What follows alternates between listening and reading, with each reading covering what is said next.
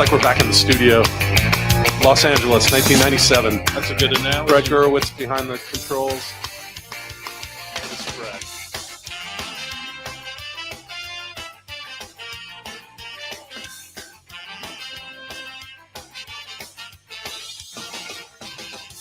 I don't need to tell the truth, but I never lie.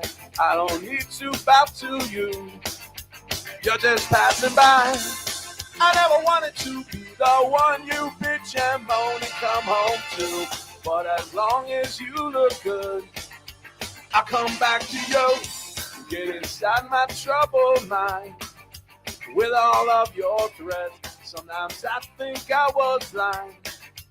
Not before we met. I never wanted to be the one that you depend on for your life. When you cry, it smells like soup.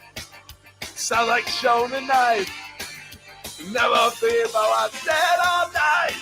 I gotta ride. Each time I said all night. No, I just might. You make me stay all night. It's just that side of you tonight that makes me stay all night. I'm gonna stay all night. You're an evil so girl. I'm a twisted man, tearing through your perfect world. Make you understand. I never wanted to be the one you bitch and moan and come home to. But as long as you look good, I come back to you and to the things we do. Stay all night. I gotta ride. Each time I stay all night. No, I just might. You make me stay all night. It's just that side of you tonight that makes me stay all night. I'm gonna stay all. I would never treat you bad. You deserve the best from me. If you want to keep your place, you better get down on yours. Yeah, Todd wrote this one. Yeah. You think? This is not mine.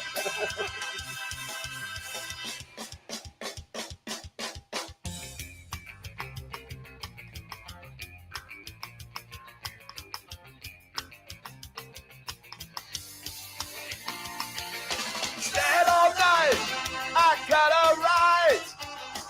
Each time I stand all night, no, I just might. You make me stand all night. It's just that side of you tonight that makes me stand all night. I'm gonna stand all night. R.I.P. Todd. Text the round robin your questions, comments, wagers. Give us a reason.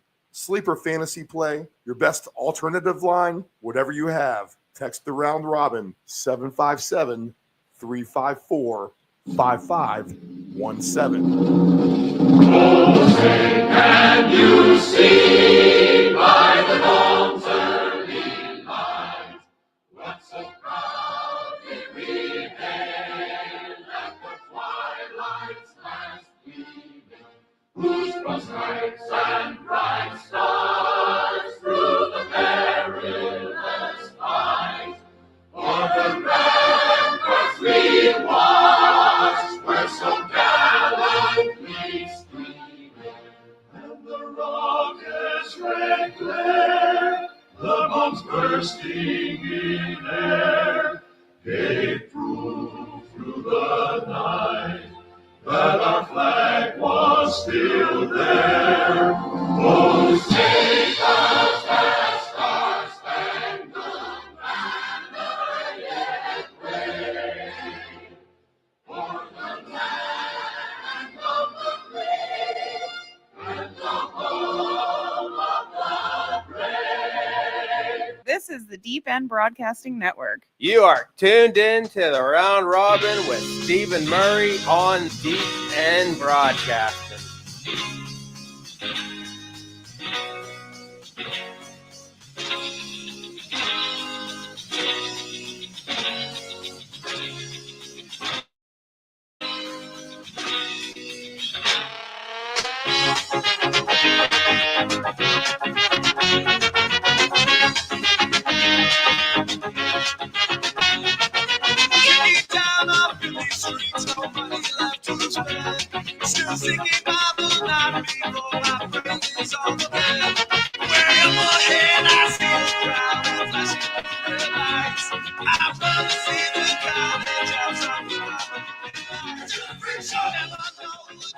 Happy Thanksgiving. Good morning. This is the Round Robin on the Deep End Broadcasting Network. I am Stephen Murray, live from our Chicks Beach studios in the lovely Virginia Beach, Virginia, the United States of America. Good morning. This is our fourth year doing our Thanksgiving special. We'll break down the games all morning and a little special treat to start the day with the history of fantasy football. Sounds semi-exciting, right? But it makes it more exciting when the guy who actually formatted fantasy football as we know it and was kind of the ringleader into making it hit its boom in the late 90s, early 2000s, and was covering and doing fantasy football back in the 80s.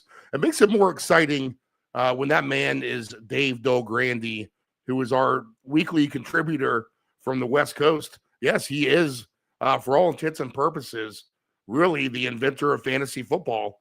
Now, they did it in the 1960s. A couple of writers got together and, scribbled their stats on a piece of paper and kind of kept track of things and tried to achieve points. But the way that we know fantasy football today was kind of brought up by, again, our own Dave Dogrande. So we'll pipe him in first. We'll do a good history of fantasy football. We'll pick all the games with him, and then we'll get Nephew Dave and the Ants Man together, and we'll go through the whole slate of games for today and tomorrow. It looks like we have 4 good ones, and we'll come up with the best possible angles. We'll rotate some tickets up on the screen. I've got some good ones ready to fly already, I think. And just things to note about Thanksgiving football altogether. And we'll get to the history of fantasy football in a minute. But know that from a professional wagerer angle and a professional bettor side of things, that this is now designed by the sports books to take advantage of the public, those that don't play on a regular basis. You almost want to try to go opposite of the media hype if you can, almost from this point forward, really. I've started to see, too, trying to get some props on some of these games. They're holding a lot of numbers off the board, trying to avoid some of the sharp action.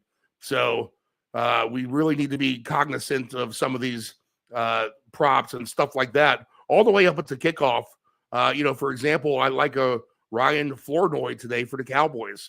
I saw a number of just 6.5 receiving yards yesterday, but now I can't find that number anywhere up there. So I was looking to even take him and my free play today. I got $100 free boost. Flournoy just to 6.5 yards to try to achieve things. Sounds like, that's one catch, and you write that ticket home.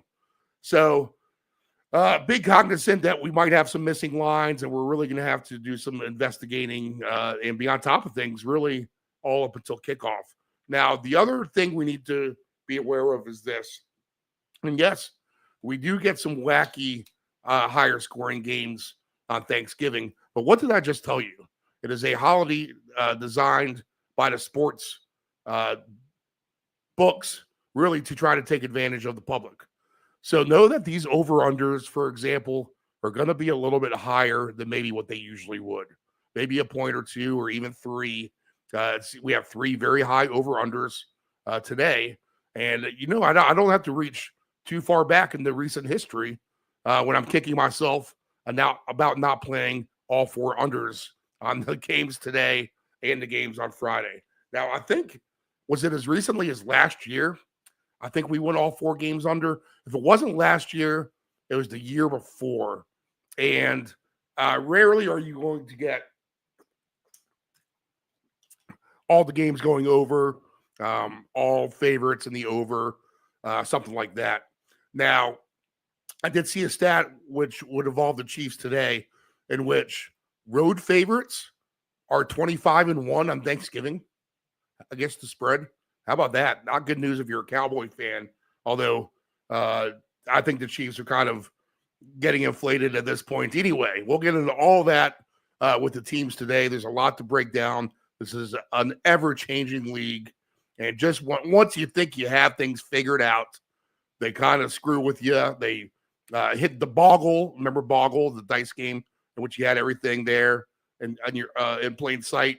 You'd hit Boggle and all the dice would blow up and land in different formation. Basically, that's the way the NFL is at this point. So know that this is a holiday, again, designed to take advantage of the amateur gambler and to try to take all their money on Thanksgiving. So as a professional gambler, we want to try to be on top of things and try to make money, which would mean the opposite of the public for the most part. And I think I do like all the unders. And we're going to hear some cases made for the overs by a lot of people, even on this program. And don't ever get deterred about your gut instinct. At least follow your gut. Don't let me get you off something of your thoughts. If you think you want to go over on a game today and you're dead set on playing the over, do it. I just know we have scenarios where this is maybe the sharp side of things, where the proof is in the pudding in the past, that maybe all 4 unders isn't the worst play in the world. I mean, all these teams are very combustible to score a lot of points. Detroit and Green Bay, you'd love to see the Green Bay sling it down the field. You would love to see the Chiefs open up their offense and get things correct against a perceived bad Dallas defense, but that defense is trending better. And then you get Joe Burrow back, without T. Higgins, but maybe Burrow can come out and throw for 350 yards, 3 touchdowns, 4 touchdowns, and force the Ravens to play a higher scoring game today. So everything is very doable to the over this afternoon in these 3 games. I think tomorrow's a little different. I think we have wind issues, and we're going to look at the weather here in just a second for these 4 games as we do the fresh lines and weather report first thing in the morning. That's what's strived this show actually to make his presence known, was to go ahead and have early morning content, looking at lines, looking at weather, so we can prepare ourselves for a afternoon of football. So whatever you're doing this morning, Thanksgiving wise, cooking the turkey, running to get coffee, have our volume on. Don't worry about the parade. Don't worry about any of the other pre-games. We're here to give you wagering angles all morning. We're going to try to pop home some winners, and we'll rotate some tickets up on the screen as well. So if you're just listening, screenshot some tickets, have a pen and paper nearby to jot some things down. If you're viewing and just hanging out on your couch, then you'll get some tickets coming through, and you can play along with some of the things that we like this afternoon. All right, so I need to get a ticker up here. I need to get my tickets up here. And what we'll do, I recorded Bill Grandy yesterday, so I'm going to play him back here in just a minute after the weather. But we go for a good solid 2 hours. All right, we're going to talk about the history of fantasy football, and then we're going to pick the 4 games, and then we'll get him back over the weekend. So let's look at the weather today and what we have going on. And obviously we're indoors in Detroit, but it's 33 degrees there if you're tailgating outside. Windy as well, 23 degrees. Bundle up if you're there. 60 degrees in Dallas today at AT&T Stadium. No winds, but a nice day for football in Dallas. The Chiefs 3.5, 52. The Lions are -2.5, 48.5 in that game. And then tonight, 36 degrees, 10-mile-per-hour winds. The Ravens now laying 7.5 points, over under 51.5 to the Cincinnati Bengals. Tomorrow, 15-mile-per-hour winds at the Link. Cool day, 41 degrees. So if you're going to the Bears and Philly game on Black Friday, 3 p.m. kickoff, bundle up for that one. All right, so basically all intents and purposes, and if we look at the weather ahead this weekend, it looks like we have a mixed bag of rain and some nice weather, just depending where you are. But it looks like we could have some weather issues at some of these games over the weekend, wind as well. So we'll talk about that. I mean, just not too early to plant the seed, at least a little bit. just start to pay attention to the weather in Pittsburgh, also in Washington, also in Cleveland, also in Nashville. All right. And Indianapolis, you'll be inside, so you won't have to suffer. But potential weather issues for all of those places if you're going to the home games for the Titans, for the Steelers hosting the Bills in a good game there, the Browns hosting the 49ers, and Washington on Sunday night against the Denver Broncos. All right. No real big line movement. Like I said, we have some high over-unders. Time to really consider some unders for the afternoon, considering that these books are probably targeting these numbers a little bit higher than usual anyway. That would be my pro angle advice, at least. Clevy, 2015. I see you on the chat over there. I see a hi and a hello. Why don't you chime in where you are tuning in from? We always love to hear that, as we do get viewers and listeners from around the world here on the Round Robin. All right, I see we got some good viewers and listeners tuning in right now. Let's go ahead and pipe in our man. He is the expert on fantasy football. He is the godfather. He is the founder. He writes for Deadspin. He is a columnist at Field Level Media, a senior analyst at Stack Factor, and the founder of MrFantasy.com himself. I'm talking about the one and only, our man, who is the old school boss of fantasy football, the first ever employee for ESPN to do so, our man, Dave Del Grande. I've been looking forward to this, the history of fantasy football on this Thanksgiving special with our guy, Dave Del Grande. Maybe a little bit more involved with it than I thought of, and then you guys definitely thought of. We have a legend as far as fantasy football goes in our midst. Let me ask you a question or two before we get to the basic timeline of how fantasy football developed. Obviously, there was the rotisserie baseball leagues, known as the rotisserie baseball, and I played in some of those. And essentially, that is just fantasy baseball. Was there ever rotisserie football before fantasy football? I'm trying. Well, I guess it depends on how you define rotisserie. I'm not even sure that I would define that word. I mean, it's just Right. when fantasy football, when legend has it, it first started up in 1962. I seriously doubt anybody was playing any kind of fantasy sports before that. So I would say, it was called different things, but to say,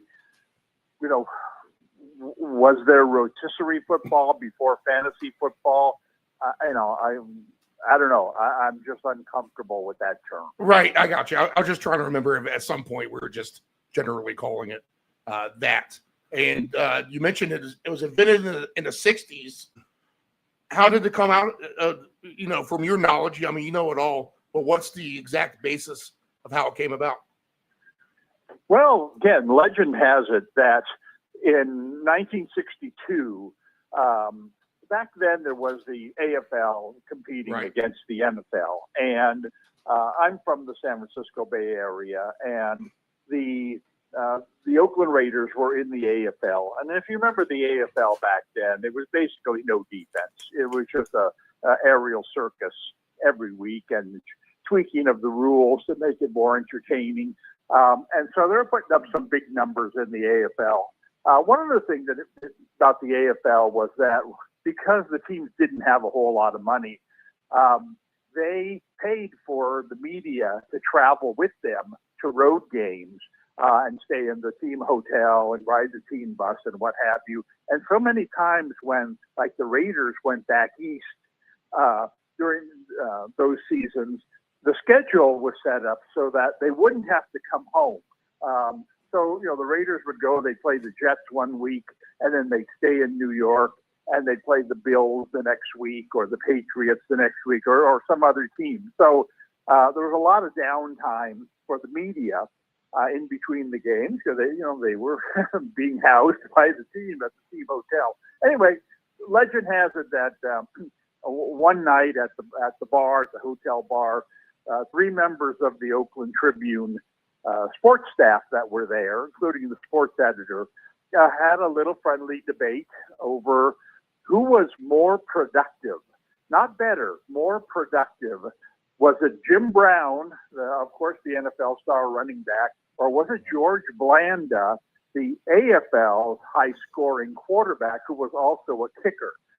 Kind of a silly discussion, but like I said, had nothing better to do on a Tuesday night, Right. At the hotel bar in New York. And so, anyway, so they created a point system that they thought would help, determine this. And they got other members of their staff, and there was a local bar in Oakland called the King's X, where they kind of hosted these kinds of leagues and discussions. And so they got together, they drafted teams based on these rules, these point systems that they put up, and they created the very first, supposedly, fantasy football league, which wasn't even called fantasy football then. The league was called GOPPL, GOPPL, which stood for the Greater Oakland Pigskin Prognostication League. So it was called Pigskin Prognostication rather than fantasy football at the time. So that's supposedly where it started. I know that when I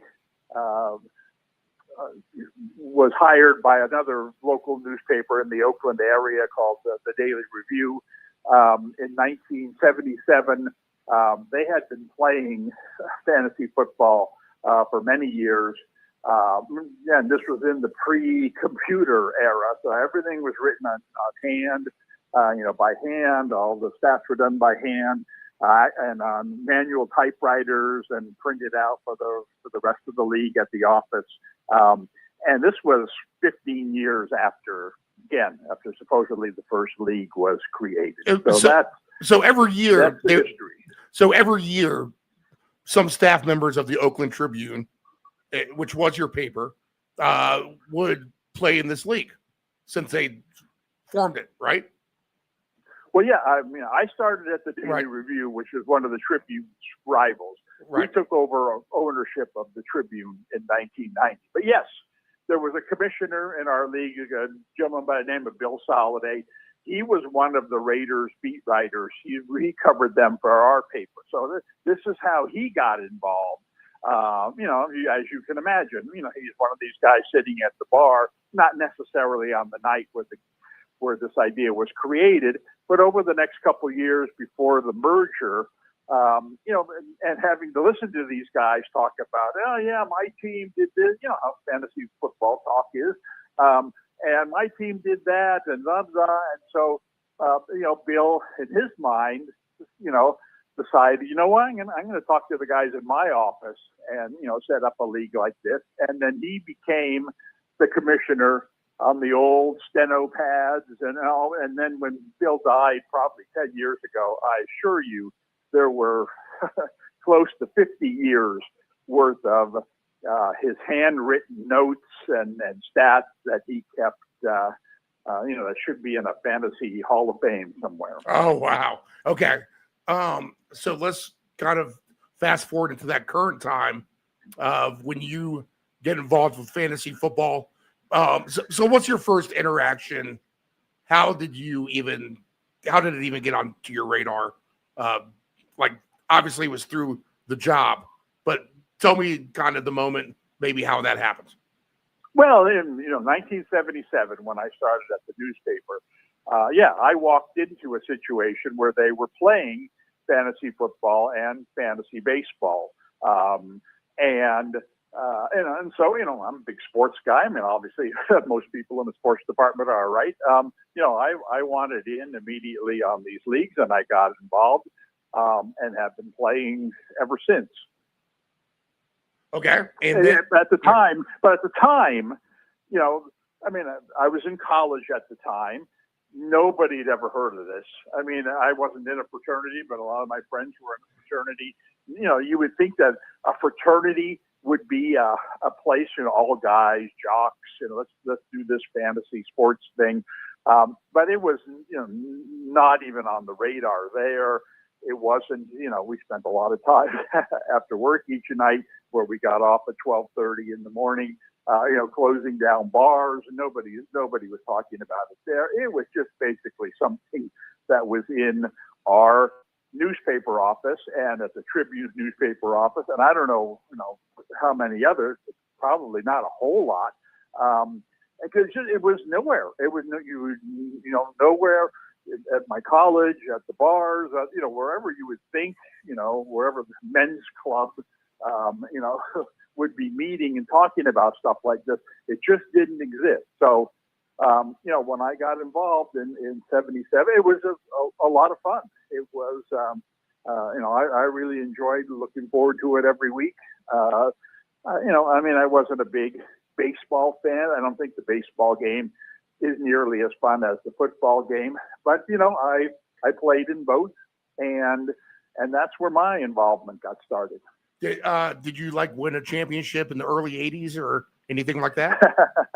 Well, I don't remember that. I do remember, the rules of the game have changed, and something that I always warn people about who are getting into fantasy football at whatever level is understand the rules of your league, because they're almost all of them are different. I mean, when you play on ESPN and they have a standard set of rules, well then you abide by those rules. But you go over to Yahoo or to Fox or DraftKings, whatever league you get involved in, their rules are different. And then originally, the rules were a quarterback's passing touchdowns counted. In our league, was simply called points.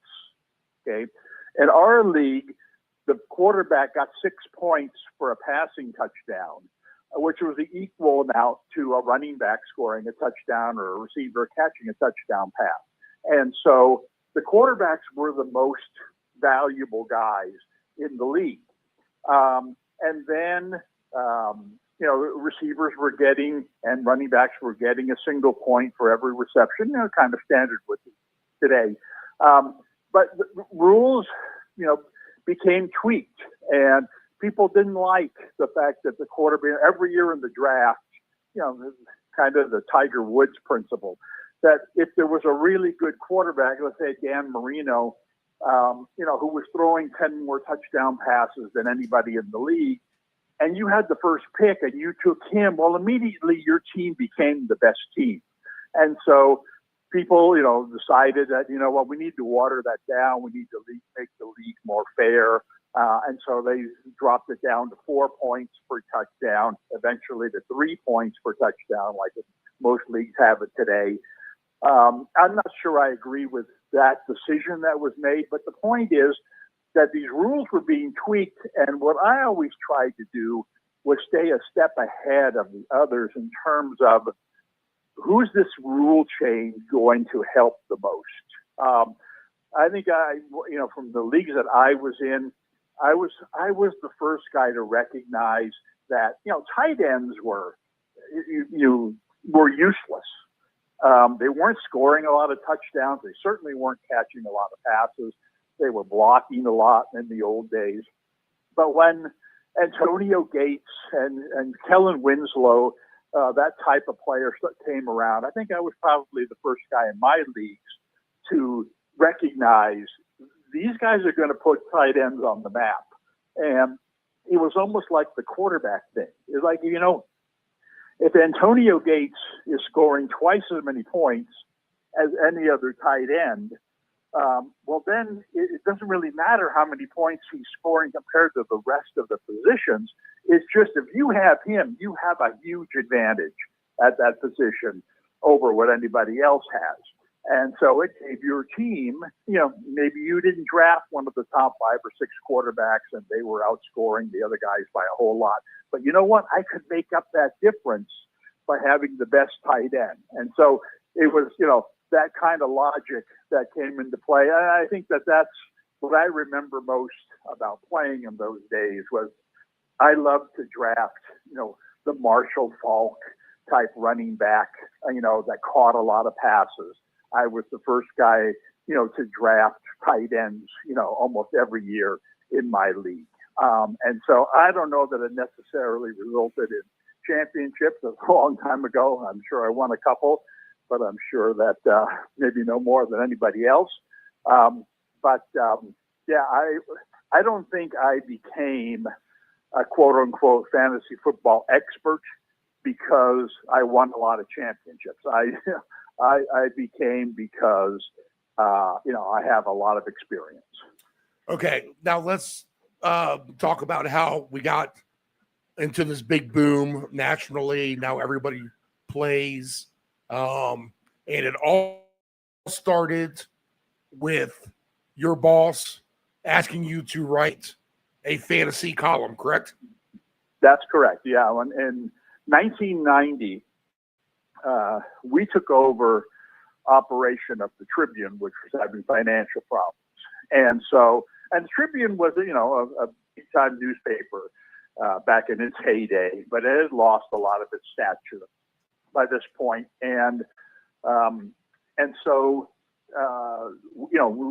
We not only, our ownership, took over operation of the Tribune and decided at that point that we were going to we wanted to raise the Tribune's level back up to where it was. So we were going to be big time, big time newspaper. We were going to cover all the major events, sports and news and what have you. So we brought in this executive editor from Florida. His name was Dave Bergen. And, in the newspaper business, the executive editor has way more important things to do than to deal with the sports department. And so you rarely see, the guy or the woman, at that level. But this guy, Dave Bergen, was a sports guy. And so one of his first days there, a bunch of us were just sitting around the office in the afternoon, waiting for the local high school games to start or whatever else we were doing. And he came over and introduced himself to us and said, one of the first things he said was, "Hey, are you guys talking about your fantasy baseball league?" And then I thought, oh, great. He's going to silence us.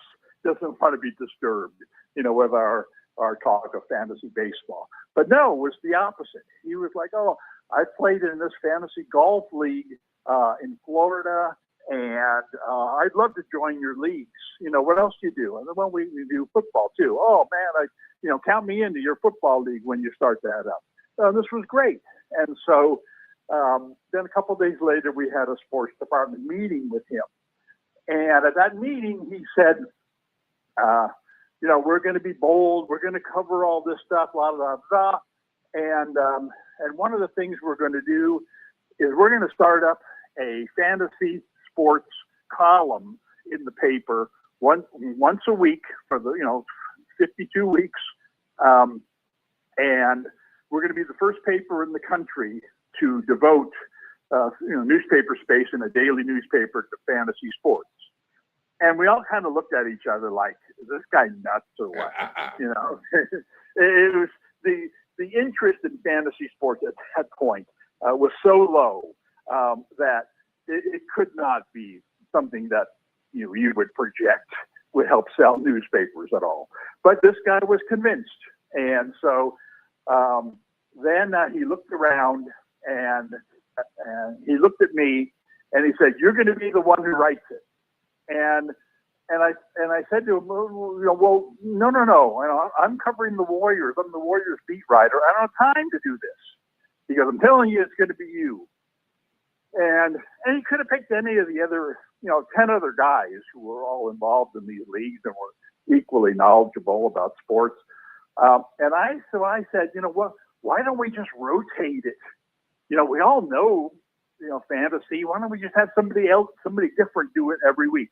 And he was like, all of a sudden he turned really stern and was like, I'm telling you, I'm the boss and you're doing it.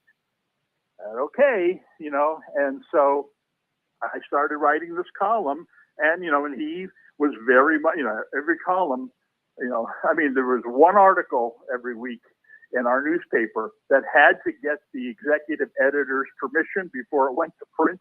And that was the fantasy football or fantasy sports column.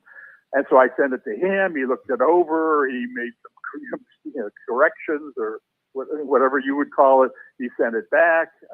His edits, I guess you would call it in the newspaper business, right? Right. And they sent it back to me, and I'd fix it up, and then we get published. And so that's that really, I would say, if you were looking for, kind of the very first indication or happening that helped create fantasy football, the fantasy football craze, this was it, because it now introduced fantasy. I mean, not only to our entire readership, but within a year, Mr. Bergen decided we're going to get this syndicated so that other newspapers, can run it. And of course, we would always say courtesy of the Oakland Tribune on it. And so we did that. And I don't know, 15, 20 different newspapers from across the country, some big ones, bought it from us.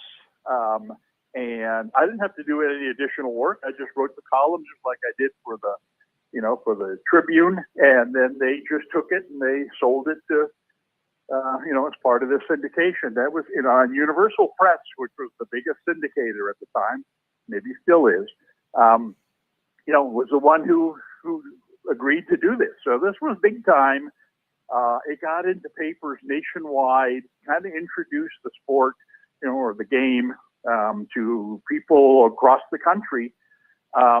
And then every year, Mr. Bergen would come back to me and say, okay, you know what? We're going to take the next step this year. This year, we're going to get you on the radio. No. What do you mean get me on the radio? I'm not a radio guy. I'm a newspaper guy. And he says, he's like, every time I said, gee, I don't think so, he said, I'm telling you, we're doing it. And so he got me every Thursday night during the football season. I would drive into San Francisco from 7 to 8 o'clock on KNBR in San Francisco, which is the flagship station of the Giants and the Warriors. Big time radio station. And somehow, some way, he squeezed an hour of their time out of them. But then it became pretty clear why it was a good idea on their end, because, oh my goodness, the phone lines lit up like it was a Christmas tree every week. It was unbelievable. Was that shocking for them at that moment in Excuse time? me?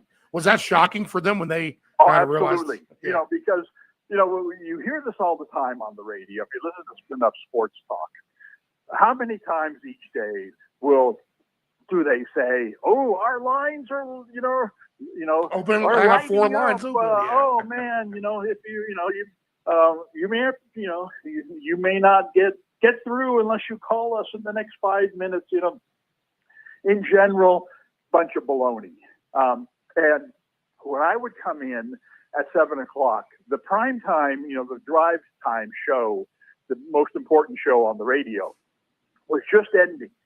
And these were the two of the biggest names in and certainly in Bay Area talk show business, we're just finishing their show. On my drive in, I heard them say, "Ooh, we've got a line open. Call us now at 415, KNBR."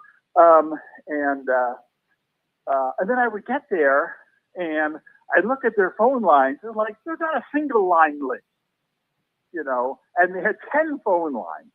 And then, at 1 minute to 7, the host of the previous show would say, "Okay, coming up next, the Fantasy Football Hour." And I wasn't the host of the show. They had a professional. In fact, Ted Robinson, a very famous sports broadcaster who does the Olympics, who does Wimbledon. He would happen to be a Bay Area guy. He would fill in on the 7 to 10 show, during the week. There were times when he, and Ted Robinson will, with his guest host, Dave Del Grande, will talk fantasy football. And I'm telling you, they hadn't finished the sentence when the first line lit up.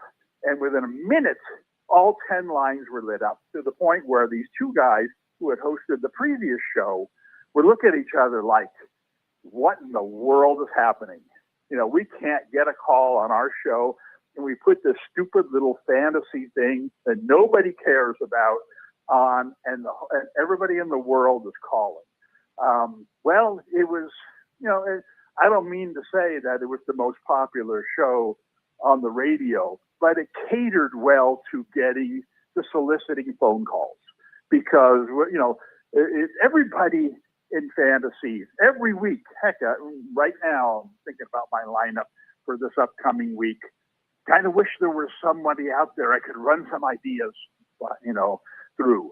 And this is what that offered, to people who were just kind of starting up in fantasy football and didn't, oh man, I joined this league at my office.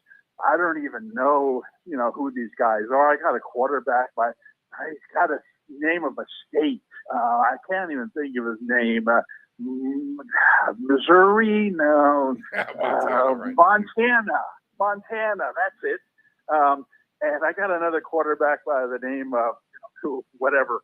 I'd be like, the last thing I wanted to say was, "You got to be kidding me," right? But that's kind of the level of what it was, because there were people in a lot of offices at that point, who were interested in starting leagues, and they and 4 or 5 of their friends were really into it, but they needed 4 or 5 other people. Yeah. So they recruited the people sitting next to them and the girlfriends of their friends and what have you. And this show was perfect for those people. And these calls just came in, right and left. I mean, I was sweating by the end of the show. It was just nonstop, rapid fire questions. This is radio. You can't have dead time.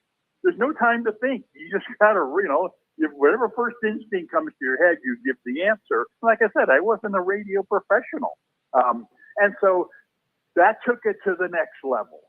And then, I was the first one to, because my boss, knew these things. He said, you should get a website. And what's that? You should start putting some of this stuff on the website, which I did. And then, MrFantasy.com became the first fantasy website in the mid 1990s. So every year it took one more step up to finally the last step was when the boss said, "All right, this year we're going to do a fantasy football magazine." And there were no magazines, zero. Right. Fantasy football magazines at the time. And I said, no, we can't do a fantasy football magazine. Fully expecting him to say, "I'm telling you, we're doing it." And in which case we would have done it. And he, at that point, for the first time ever, he said, I don't got time to do Yeah, anything. maybe it's too much, right? You know, and so, yeah, oh my God. And what a mistake. What a mistake on our part. Imagine having been the first fantasy football magazine out there, crying out loud. I wouldn't have time to talk to you. I'd be so important. Right. Yeah. You'd be using that as firewood, burning old magazines. So that was the developmental era. Small time developments, but incrementally it went from, I don't know, I would say before 1990, if there were 1,000 people playing fantasy football, I'd be surprised. But then, through this promotion, the newspaper articles, the radio, station that, you can hear all throughout Northern California and a bunch of, Western states. I mean, and then the website, through this, my website, the first year that I had the website, we had 650,000 views a week. Now that doesn't mean 650,000 different people. That just means 650 times people clicked on to something, but to me, there was an indication that, okay, we just went from 1,000 people playing fantasy football to maybe now 50,000, which is, in the grand scheme of things, still, very small potato, but it was on the map. And then ESPN got involved. Yeah. So when Scotland was rising up against England, they had 10,000 people. That didn't look too good, but then they got 60,000, and they're like, "Wow, this is an army now." So ESPN, they get involved. How do they kind of decide to latch on? Is it through the UPI newspaper articles? Is it through the regional with the radio? Someone somewhere just tuned in and said, "Oh, this is pretty cool. We need to put our hands into this." How did they get involved with you right off the bat? Well, I just think that it became more and more of something that, that people were talking about, that is similar to our office, where, you're in a sports, whether it's ESPN or whether you're at the Oakland Tribune, it's basically the same thing. I mean, you have your busy times when you're on deadline, when you got a show or what have you, and you have your down times when you're sitting there twiddling your thumbs and what are we going to talk about? And those conversations in sports environments at this time became more and more involved with fantasy. Hey, tell me about your fantasy league. Oh man, I'm thinking about joining one of those. And as conversations like that, continued at the office, it trickled up the ladder to finally someone of importance, decided if everybody here is talking about fantasy football and we're the sports leader, why aren't we doing, can we make money off of this somehow? And at the time, the biggest negative about fantasy was that the NFL didn't like it. And the reason the NFL didn't like it was because they thought it was bad for regional fandom. In other words, everybody in Oakland was a Raider fan, and everybody in San Francisco was a 49er fan. And when their games came on TV, that's the game you watch. That's where all the ratings were. That's where the NFL was making their money. And so that when fantasy came along, you weren't drafting, you were no longer just rooting for your local team. You were rooting for the team that you had drafted. And it could be Dolphins, it could be Jets, it could be Browns, it could be, Colts, whatever it was. And oftentimes these teams were playing your local team. So now, the NFL thought this is hurting local viewership because there are fewer Raider fans now because of the stupid fantasy football thing that's diluting the interest. Well, they weren't smart enough or whatever to think, no, it's the same number of fans. In fact, it's an ever-growing number of fans thanks to the popularity in fantasy. It's just they're watching different games. It's like, and so instead of 100,000 people watching a 49er game on a Sunday afternoon, maybe only 60,000 people watch that game. But you know what? 50,000 are now watching the game you got on in the morning. And this new thing, this Monday Night Football thing, there's 200,000 people watching that game, regardless of where you're from. I mean, it was a part of growing the sport. And the NFL, and they were worried that this was a gambling thing. Is there money involved? But sure, these leagues, even the league that I was in, but he put in $50. And at the end of the year, you end up winning $350 or whatever it is. And so they were afraid, gambling. No, we don't want to get involved in that. Well, ESPN in 1996 decided, you know what?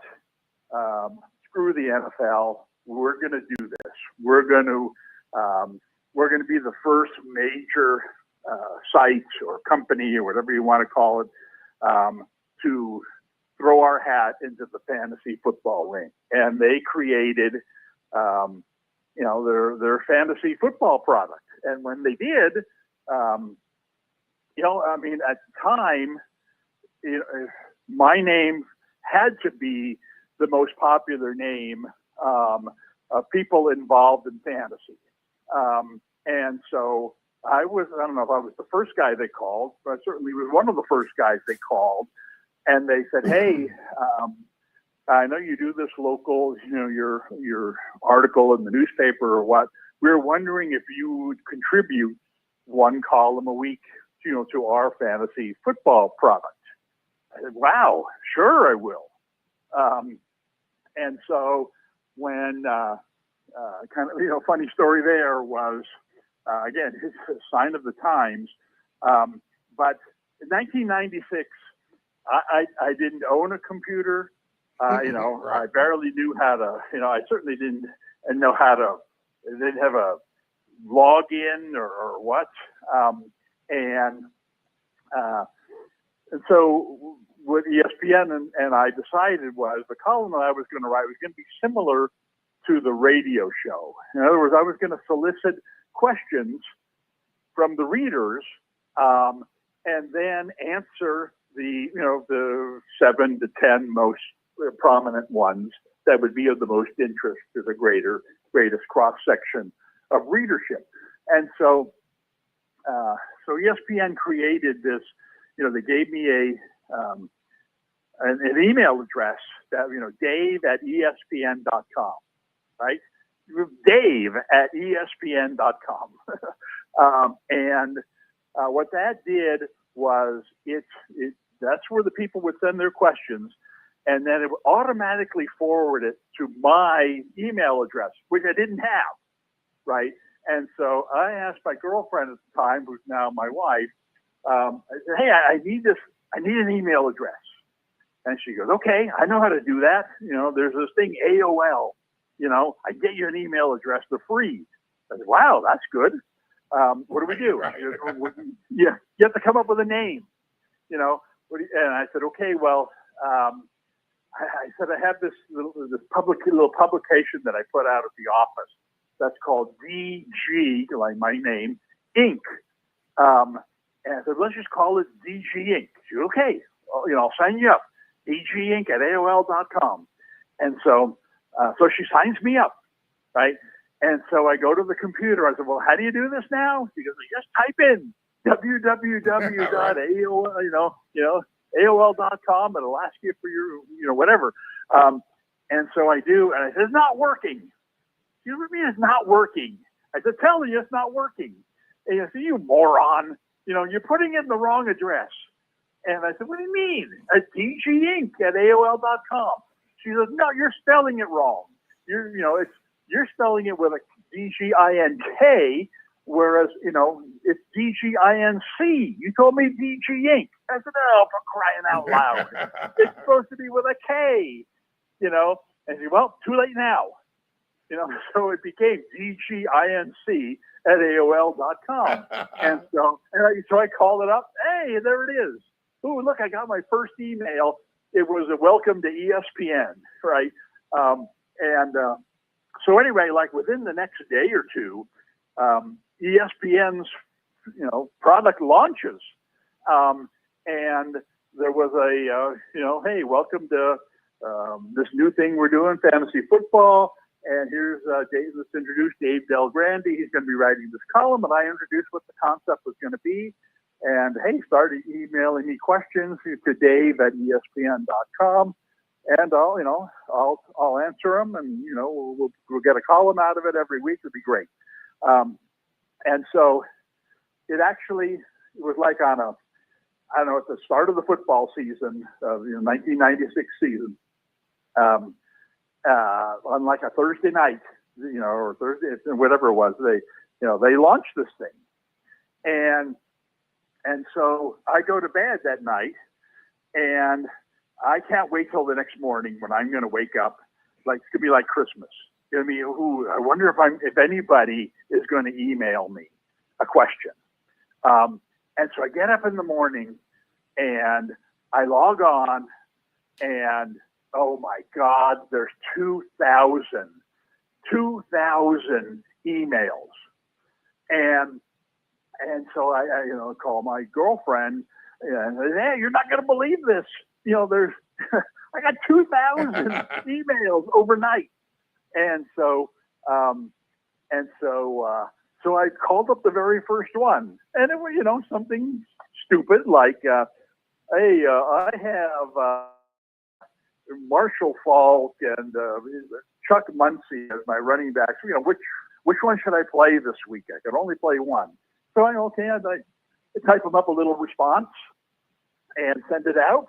Oh, this is going to be great, because now after I send it out and delete the original email, it's going to say I've got 1,999 left, right?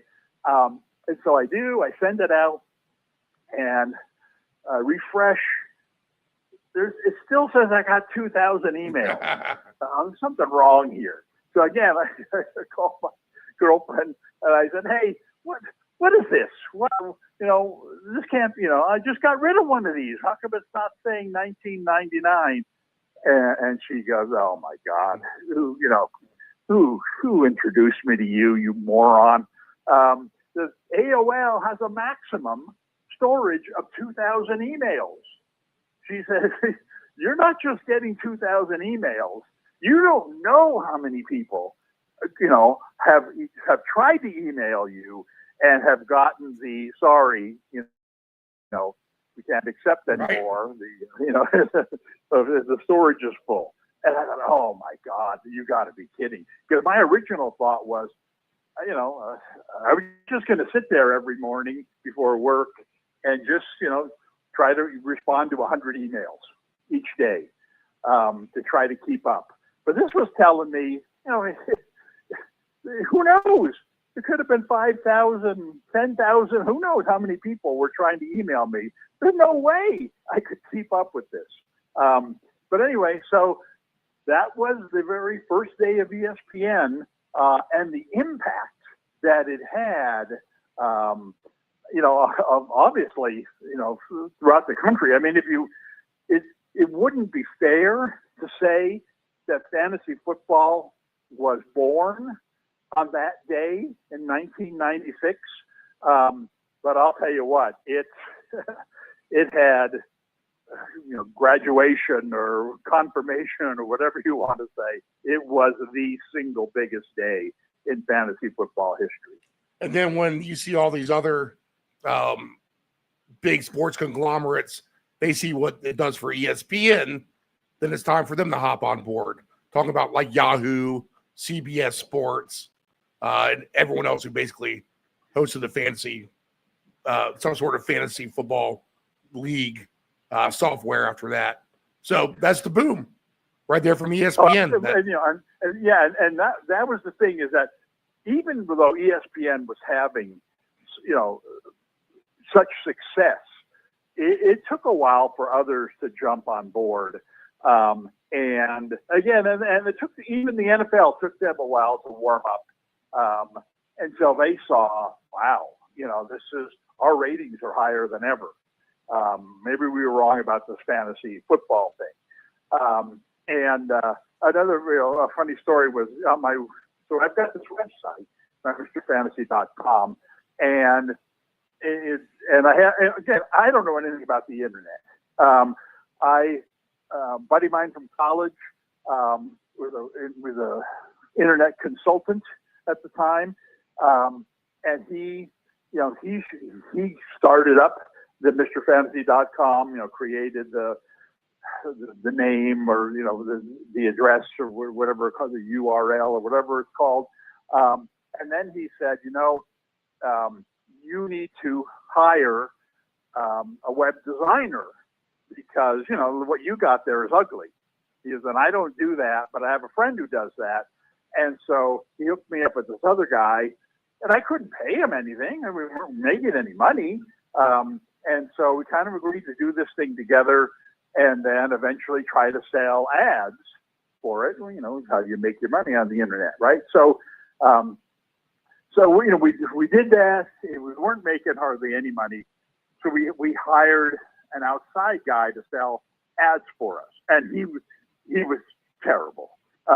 Except 10 days before the start of the season, I'm not sure what year it was. Anyway, Sporting News decides they're going to get into fantasy football, and so they had an advertisement or something that this guy we hired found that said, if for every person who signs in and gets our free season fantasy football guide that they had put together, for every person who signs in and gets this, requests this, we'll send your company $4. And so within the 10 days, and remember, we're a company who had probably made, I don't know, $3,000 to $4,000 total dollars over the first 2 years that we tried to sell ads. Within 10 days, we had gotten 2,000 or so people to request Sporting News's season preview, and we ended up making $7,800, within 10 days. I mean, it was like triple the total from the first two seasons. And this was the one we thought, oh man, this guy we hired, he's a genius. The first time we actually got money, but this is like the only thing he ever did for us. And it was just complete blind luck. But again, my point is that, as these, the different sites and different companies and different newspapers and periodicals started to get involved, they were trying to get their, foothold into the fantasy game. So they had to try different things, because now they were competing against ESPN. And as we see now, ESPN has basically cornered the market on fantasy football. I mean, yeah, you can go play on different sites and what have you. But, I got to believe that 100 times more people play at ESPN than at any other site. So trying to compete with them was never a real successful thing. But, it didn't stop people from trying. And, and now 30 years later or whatever it is, you see the number of companies that are still involved. You see weekly. I mean, obviously now everything's changed. Everything's on the internet, right? But you go on the internet, how many different columns or advice pieces can you find? How many people are publishing weekly rankings or trade, This injury show, updates. right. Look at that. Just look at injury updates.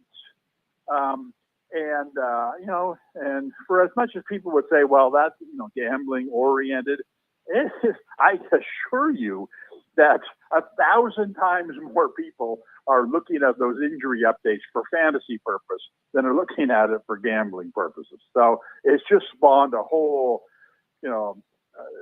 variety of different, money-making things on the internet, and all of which have, made me ancient history. I don't think I ever did it, but I seem to recall, I'm not sure if it was the Sporting News or USA Today, or maybe even the USA Today Sports Weekly paper that they had, but I could have sworn they had some sort of like fantasy roster deal where you like checked the boxes with your pen, maybe even sent in a few bucks, and then you tried to like win some sort of a prize pool. Am I remembering that right? Well, a lot of people did that. I think our newspaper actually did that. Right. A lot of these concepts. It was just one of those things where, especially early on, that was just mushrooming. Every year I'm sure there are more and more people playing fantasy, but when you go from 10 million to 11 million people playing, well, yeah, that's an extra million people playing, but it doesn't sound as good as originally when you went from 1,000 people playing to all of a sudden, overnight, in 1996, it went to it had to be over 1 million people. And it was just, sold like hotcakes. And everybody wanted a piece of it. So they, newspapers, like I said, like ours, published these competitions. Simple, it led to, other creative thinking, like, all right, we're going to publish, the 16 games in the NFL this week, and you pick the 16 winners, and at the end of the week, we'll give you a gift certificate to Al's Sporting Goods down the street. Right. And so, and we see that now today with all the props and everything. There's so many people. Fantasy sports has created such a diversity of interest in football that people want to be involved, and whether you're, I don't want to play in a fantasy league, these guys are too good, or I don't want to do something every week. I just want to do something once, when my team's playing on Sunday, I want to be able to, enter a prop competition or whatever it is. And there's just so many more of these people getting involved every day and every season. And I don't know, I'm not convinced we've seen the ceiling yet. Right. In fact, you even have guys who, you talked about the various media shows and all that, but you have guys who have like specific traits within like fantasy and like props and stuff that they're specific to their own little tiny niche within all of that now. So it's almost kind of like completely spider-webbed. Well, no doubt. You see, there are fantasy, just look at ESPN. They have that, I'm the injury expert, and, I'm the, my specialty is in projecting whatever, defensive leader. It's almost like they've created their own football team that has, that has a boss and then like 20 assistant coaches that are all specialized in one area because people, the more serious you are about fantasy, the more you're going to be seeking. I mean, again, just this morning, I had to know, well, is Jacobs playing this week? Is Irving coming back this week? What's the story with Burrow? Oh, what's going on with Mayfield? I mean, et cetera, et cetera. And so, you're searching for, and not only what, are they playing? Are they not playing? Are they practicing? What's the extent of their injury? But then you take it to the next level that, okay, well, this guy's out. What does that mean for, what the team is going to do? What's the fantasy impact of Marvin Harrison's injury? And so there is just, to think that back in my day, which granted was a long time ago, there was one source. There was one source of fantasy information, and to if only I had been able to somehow, some way, capitalize on that, Right. Become like Right. The Pete Rozelle of fantasy football. But it just wasn't.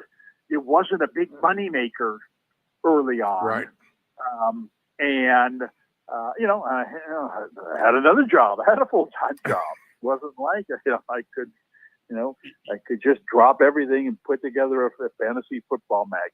You should be docking the yacht between Jerry Jones and Donald Trump, to be honest.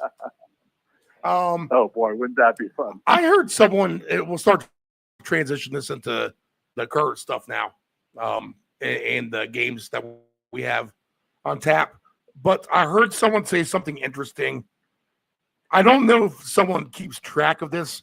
I haven't heard this stat when you're talking about all these and all the specifics. But I think someone should start keeping track of points left on the field, which would be points that you don't get if you would have taken the field goal instead of going for it on 4th and 3, 4th and 4, or whatever. I think we might be surprised if we add up all those tallies at the end of the day of teams that don't get the first down, so you don't get you're a -3 because you didn't get the field goal. Get the gist of what I'm saying on all that? Yes, and that's the analytics. One of the problems I have with analytics is that it in order to be something that the average football fan can understand, it has to be watered down to the point where, similar to what you were talking about there, analytics says we should go for it on 4th and 2. Okay, well, that's fine because you have a very simple stat that shows that on 4th and 2 in this season or in the history of football, whatever you want to use as your period of time, that teams that go for it on 4th and 2 make it 55% of the time. So analytics says you should go for it, right? Well, what it doesn't tell you is that, okay, these teams that went for it on 4th and 2 and they made it, then what happened? Because making it on 4th and 2 doesn't get you anywhere. Right. Unless you finish off the drive. And so already 45% of the teams didn't make it, right? So this other 55%, what happened? Well, 30% ended up not scoring, and 30% ended up kicking a field goal, and 30% ended up getting a touchdown. All right, so what you're telling me here is that 1/3 of this 55%, which is 18% of these teams who didn't kick the field goal, right? They wound up scoring a touchdown, which is the reason they didn't kick the field goal in the first place. So while you say analytics is telling you you should go for it. 18% touchdown success rate is telling me it's a terrible idea not to kick the field goal here. And so, yeah, I mean, and so it's, like I said, I'm sure there are people out there, certainly way more capable than me, of calculating these things, but it becomes very complicated. Right. And to the point where, this column here that studies whether you should go for it on fourth down is designed for, mathematicians only. Because, the rest of you who are going to try to read this are not going to understand. And so that's why, you see there was even a play in the Monday night game. Once Carolina had the ball, I think they were in their own territory. And it was fourth and 3 or 4th and 4. I mean, it wasn't even like a 4th and 1, where one of the broadcasters says, well, analytics says you should go for it. It's like, this analytics guy's an idiot. Right. Because the odds of going for it and resulting in, a score are, like I said, one thing going for it and making it. Second, it's the important thing is, going for it and getting a score out of it. And I'm not sure the analytics that you're citing is agreeing that going for it here and getting a score out of it is a high percentage. So, it's just, I don't know. These numbers are numbing. And again, it reminds me of the very first radio show that I had when the calls coming in were, a lot of them were just so simple and, no brainers,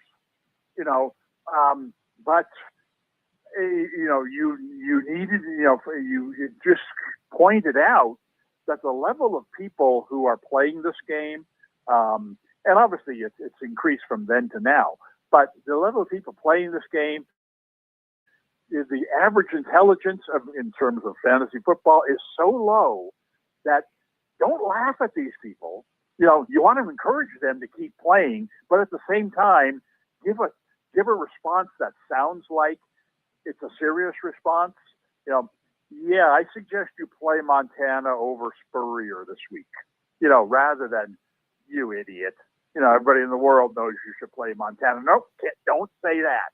You dumb it down to where you make the person sound important and you're providing the information that they want. And that's kind of, to me, what, in some ways, what analytics has become is that, well, in order to get people to really understand, we really need to dumb this down. And we're not giving the answer that we really believe is the right answer, but in fact, we're giving the answer that would be simplest to understand. So that, you've seen, I try to keep things simple in my own mind. Yeah, obviously. I think obviously, but you remember the great comedy movie of our era, Airplane, correct? Yes. And there's the part of Airplane where they were talking about their chances of survival. And they said, well, we have a 1 in 8 chance of survival, but there's only a 50-50 chance of that. I always thought that was very funny. But that simply applies to everything that we've been talking about. Let's get back to that Carolina-San Fran game. That's kind of on my short list of topics before we talk about the games. One, and we know this, but Bryce Young is just so short. He is so small. Even when he has success, he's automatically going to have games of no success just from his height alone. I'm convinced of that. So that's one. And then two, how alarming were the 3 Purdy interceptions to everyone out there in San Francisco Nation? I mean, he's coming off the injury. You give him a pass. I forget what it is in the games that he's played this season, but it seems like 1 million interceptions now. At some point, people are going to get sick of that. Well, I think that, regarding the interceptions, I mean, to me, the alarming part is the fact that we're just not used to seeing the 49ers quarterback throw the ball into a crowd. And that's generally because the crowd doesn't exist. I mean, they've had a level of receivers, and even recent years, that get so wide open that the quarterback, sees them and throws his ball, and even if it's behind the guy or over his head or what, there's no other defender in the area, to intercept it or to take advantage of it. And they just don't have that level of receiver anymore. I mean, how do which is not surprising. I mean, how do you go from Debo and Ayuk, to elite level receivers in that type of system, to Jawan Jennings and God knows who else they were throwing out there. And so, it's got to be frustrating on the quarterback's part that you're used to, stepping back, taking, looking downfield. Okay, there goes Ayuk down the middle of the field. I know Debo's going to break wide open over the middle, and just floating the ball out there to him, and he catches it and moves on, to the point where now that's just not happening. And so you either got to take more chances. And as the broadcasters mentioned in this game, Purdy is a guy who likes to throw the ball down the field. And well, now when he does that, he's putting the ball way more at risk than he has, in recent years. And so I'm less concerned about Purdy than I am about what are these guys going to do for receivers moving forward, especially now that it sounds like that Ayuk isn't coming back next year. And we've had this conversation before, and I think the 49ers, will head in this direction, or would be wise to head in this direction, is that these wide receivers are dime a dozen these days. And, college football, while they may not have great quarterbacks, not a whole lot of great running backs, they've got dozens and dozens and dozens of great wide receivers. And in recent drafts, we've seen this where 10, 12, 20 guys, from the draft, are being drafted, and the wide receivers are being drafted in the first 3 rounds.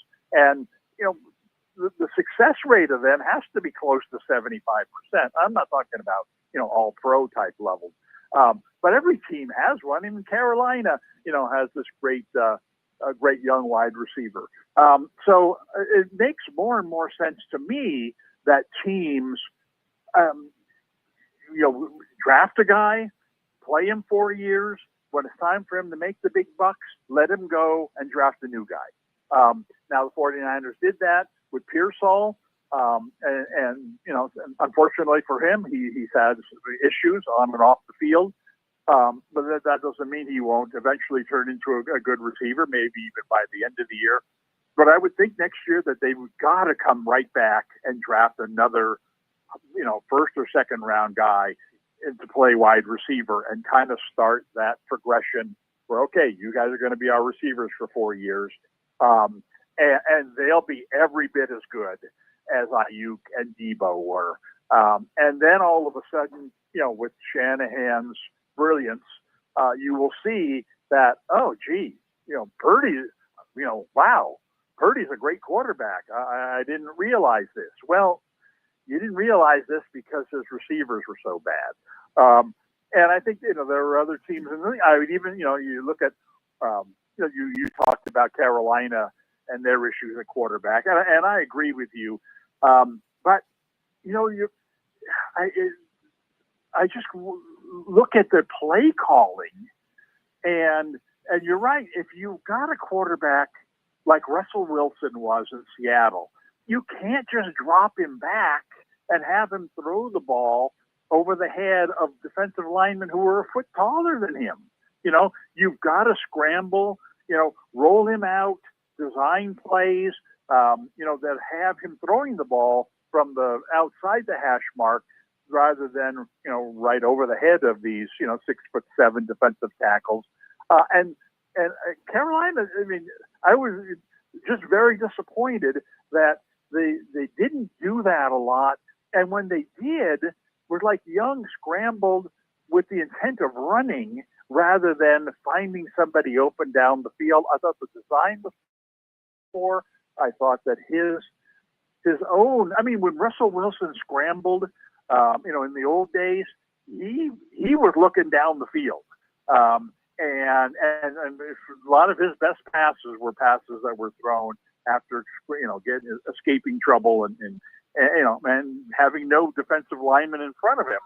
And I just think that a team if you're going to commit to a quarterback like Young, you have to commit to that kind of a passing attack. And I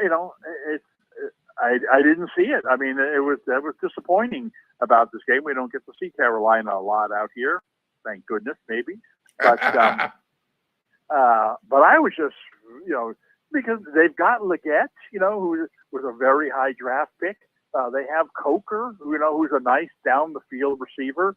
And, of course, they've got McMillan, who's considered to be this, star in the making.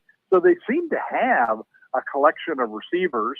They could use a tight end, certainly. But I think they have the weapons to be successful. They just need to have a better design. And that, that to me is probably the biggest issue in the NFL these days when it comes to it, not just these days, it's happened for a while. When it comes to passing attacks is you might have a brilliant plan as a passing, coordinator or what, but it ain't going to work with the personnel you have. So you're either going to have to change all your personnel or you're going to have to adapt your system to what you have. And in most cases, drafting all new personnel isn't a possibility. So, you need to come in with the idea that, all right, my quarterback is 5'10" or whatever, and we're not going to, have him stand back there like Herbert, and throw the ball over the top. And so, that to me is the disappointment of Carolina's passing game. If it wasn't for Jonathan Taylor and we push a narrative for him to win the MVP in a sense, and maybe he still can and change that long time thing of having to give it to a quarterback. But if it wasn't for Jonathan Taylor, then I would be pushing for our man Jahmyr Gibbs to maybe have a shot at winning that. His numbers are astounding now at this point, and we're going to talk about this Lions game in a second. But the only good, consistent thing that the Lions have going on right now is Jahmyr Gibbs overall. If it wasn't for him, I wonder where that team would be, to be honest. So Gibbs, another week for 2 touchdowns. He's been simply fantastic. Oh, absolutely. Yeah. And, the offensive design, which has gone, remember with this team the last year, and maybe even the last 2 years, basically he's only played half the time. They ran the ball with Montgomery time and time again last year. And even 2 years ago when it was like, gee, you got this Gibbs guy. Why are we running up the middle, with this Montgomery guy? And now they're really featuring him a whole lot more. And yeah, you're right. He's remarkable. He is the top running back threat, both as a pass catcher and now even running the ball. And so, the problem with, MVP candidates is just the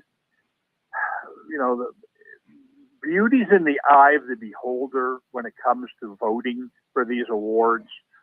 There are a lot of people, and I say, myself, I'm one of them, that you've got to be on one of the top teams in order to be considered for the most part. I mean, there are going to be guys who just, O.J. Simpson rushing Right. for 2,000 yards for the last place team. Okay, we're going to consider him. But this is why the quarterbacks gets, win this award so often, is that when you look at the very top teams and even the teams that have surprised to get to the top, oftentimes it's because the quarterback play has been good. I mean, I wouldn't vote for Drake May to win the award, but he's going to finish in the top. If the season were ended today, he'd be in the top 3 or 4 just based on New England's record. Right. And so that's going to be hard to overcome. Certainly, Detroit gets on TV a lot. Obviously, they got another primetime game this week. So Gibbs will have a chance to dazzle the voters. But Detroit's schedule is just so tough. And they've really struggled. Heck, they almost lost to the Giants last week. I'm just not sure that when all said and done, that they're going to have, 2 or 3 more, fewer wins than some of these top teams. The teams like I'm talking about, the teams with the quarterback, who, like May, who are going to, who are seen as, the guys that elevated these teams to success. And I mean, you've even kind of seen the narrative change, not that he's an MVP candidate, on another game that's coming up here, that you've seen the narrative change on Prescott. I mean, his stock has to be significantly higher today than it's ever been. And why is that? Well, it's because Dallas is actually winning. Dallas is always going to be a marquee team that everybody gets to see and laugh at usually. But this year, all these games that we're seeing Dallas, wow, they beat Philadelphia. Wow, they beat, this week they go up against Kansas City. And, if they happen to win this game, now Dak's value is just, he's the same quarterback. Their defense is playing better. They got better receivers now. He's, but he's seen us in such a greater light because they're winning. And like I said, that in the end, that's what I think it'll come down to is, Matthew Stafford He's going to win it. Yes. At this point, I got to believe he's the favorite in mostly because they look like the best team in the league right now. Right. And their schedule is not such that, wait until, you talked about Jonathan Taylor, and we started to see the start of this last week when they played Kansas City, very good team. He didn't have much of a game. Now they go up against Houston, not an elite team necessarily, but an elite defensive team where you wouldn't project them to have a great game. They got a lot of tough games coming up. So I can't imagine he's going to be in the discussion later on. Right. I think Gibbs, like you said, He's going to will pass him. He's going to pass him. Gibbs will pass him in that discussion. But if Detroit loses to Green Bay this week, and they still got tough games coming up as well, I just think he'll fall off. Based on the team's just not doing well enough, and then it'll end up coming down to, we got May and we got Stafford. Which one we voting for? And like I said, at this point, I think you would look at the Rams and say, "Wow, they're a lot better team than New England." We got to give it to the Rams guy. So that, that's where I see the MVP race coming down to. All right, Lions minus 2.5, 48.5 against Green Bay for the first game on Thanksgiving. So the Lions are cheap if you like them.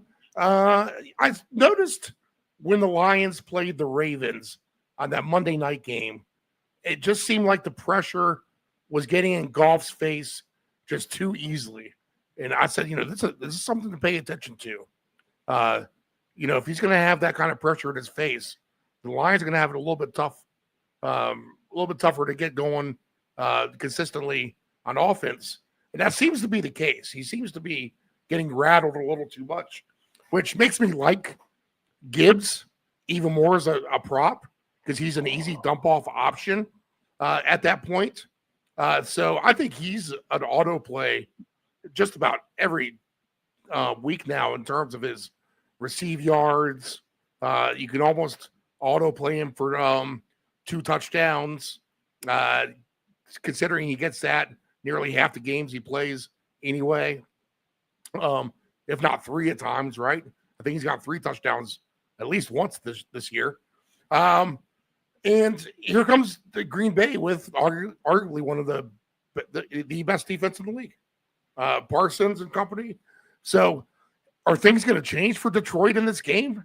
I got to feel like they're going to feel the pressure a little bit here. I'm worried for Detroit. I want to see Green Bay turn into that fun, explosive Green Bay team here at some point, and maybe without Jacobs. They'll go to the air a little bit more here against the secondary, which is susceptible like the Lions are. So I think I'm actually leaning with Green Bay in this game. I'm not going to be shocked if either one wins it. I'd be very wary of going over. This looks like an easy overplay, but that Green Bay defense, like I said, just might have enough to kind of rattle everything on offense for the Lions. Now, again, it's a cheap price. It's a field goal. I think the safest thing for me, though, is just to take Gibbs on a score. Actually, he's minus 185 for 1, which is a good number for him. And you're getting over 3-1 on 2 scores, plus 330. So I will look at the Gibbs props. He's 34.5 receiving as well. I think he'll get that. But they have some athletes on that back end for Green Bay as well. So maybe not a 100-yard game like he got a couple weeks back. Good game. This is going to be a hard game for Detroit. If they win this, they're going to have to earn it. And honestly, I think it's ripe for the picking for Green Bay. But Jordan Love could not capitalize on that himself. So what are you looking at here? No, I agree with a lot of what you said there. I'm very disappointed in Goff. I mean, and maybe it's not his fault. I mean, but it's kind of the realization that he's immobile. He stands there, and you're right. They're getting a lot of pressure on him. The offensive line isn't as good as it was, and he can't do anything about it when there's pressure on him. He doesn't scramble at all. He never runs the ball. But even that, he doesn't escape the pocket really well. It's like they have a scripted offense where he's instructed, look, you got to stand there and throw the ball, on time to our targets. In the system, it's just not working.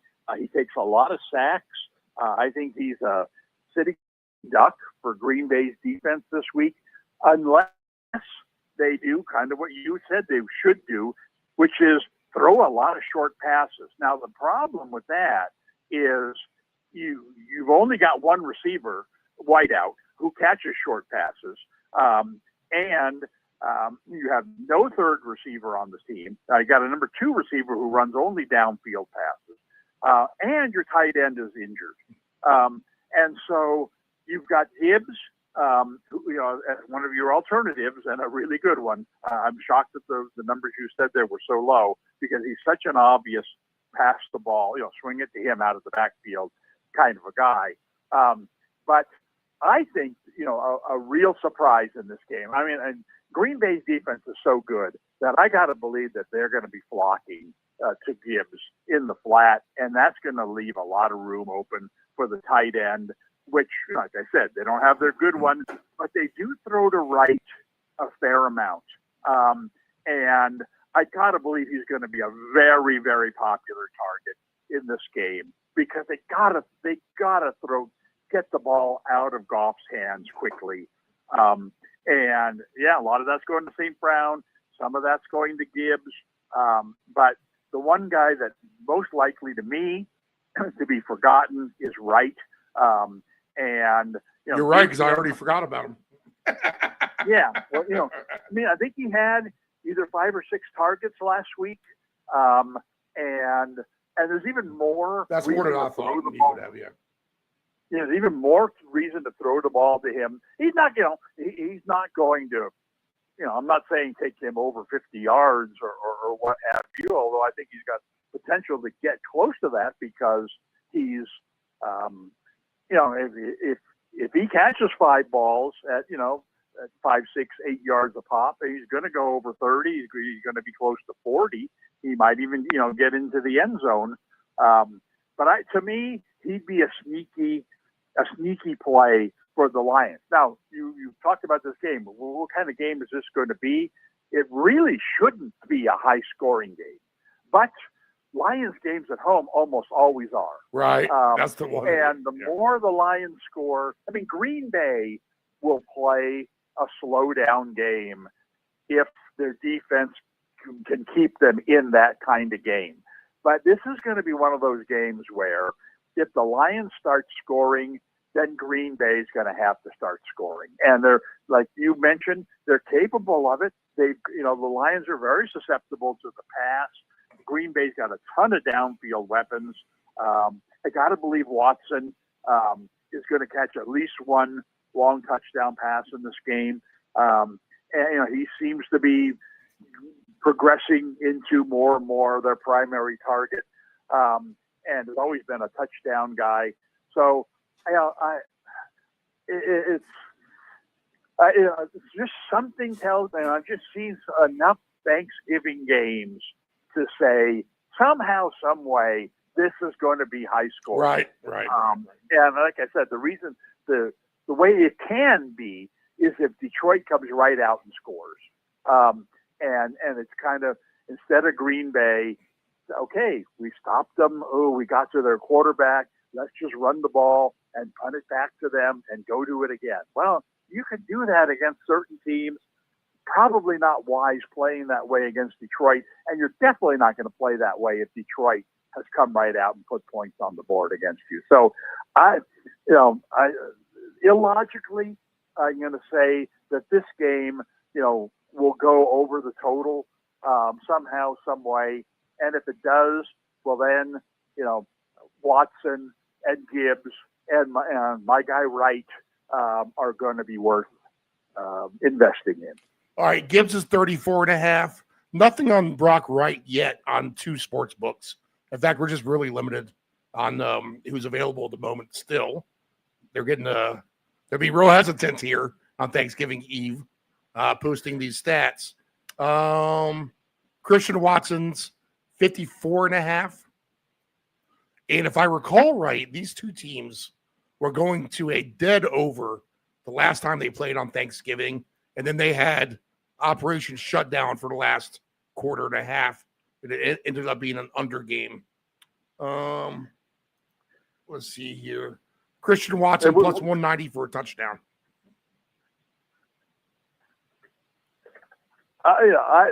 That to me sounds better than the yardage. Right.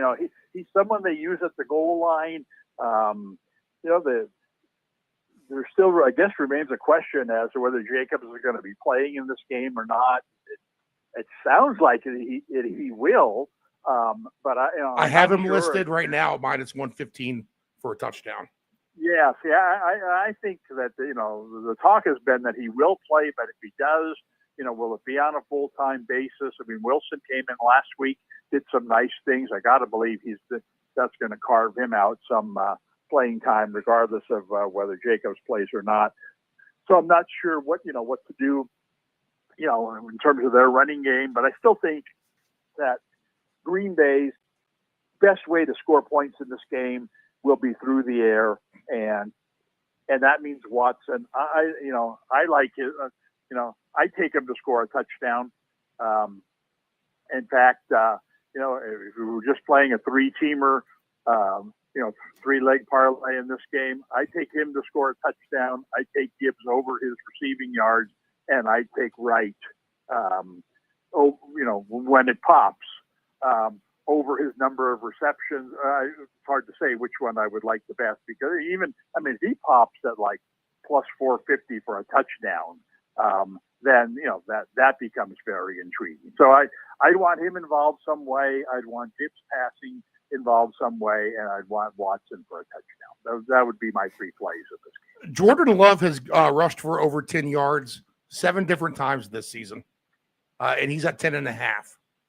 So I'd be willing to maybe take that as well. On a ticket. All right. This is an interesting. Well, then, like I said, the nice.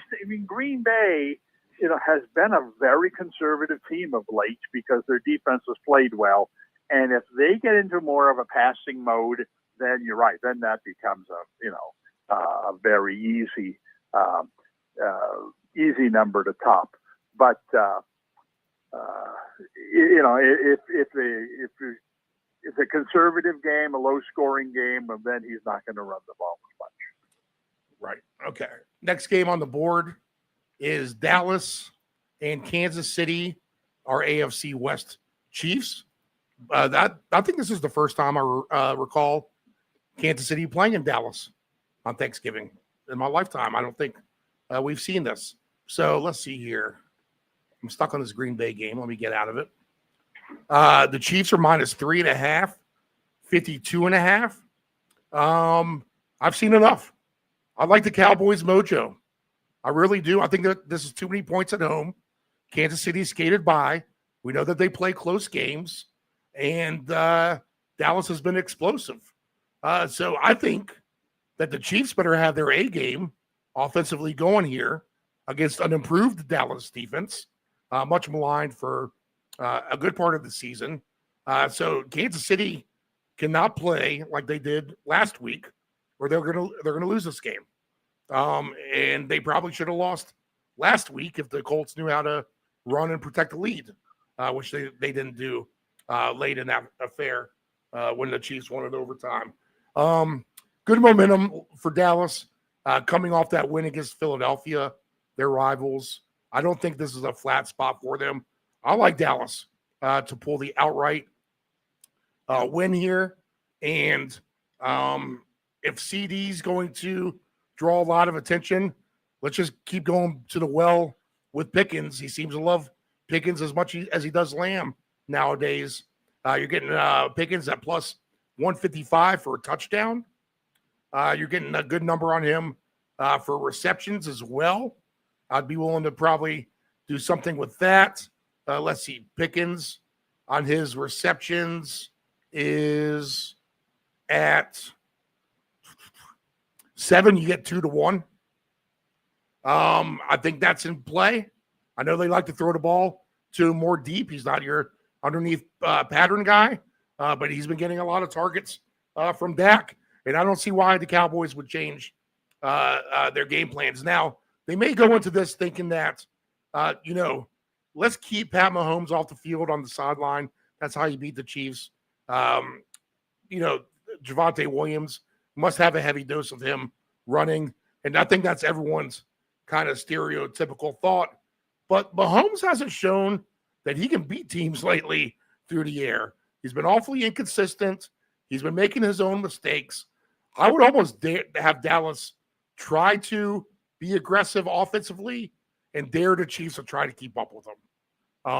So I'm going to take Dallas here.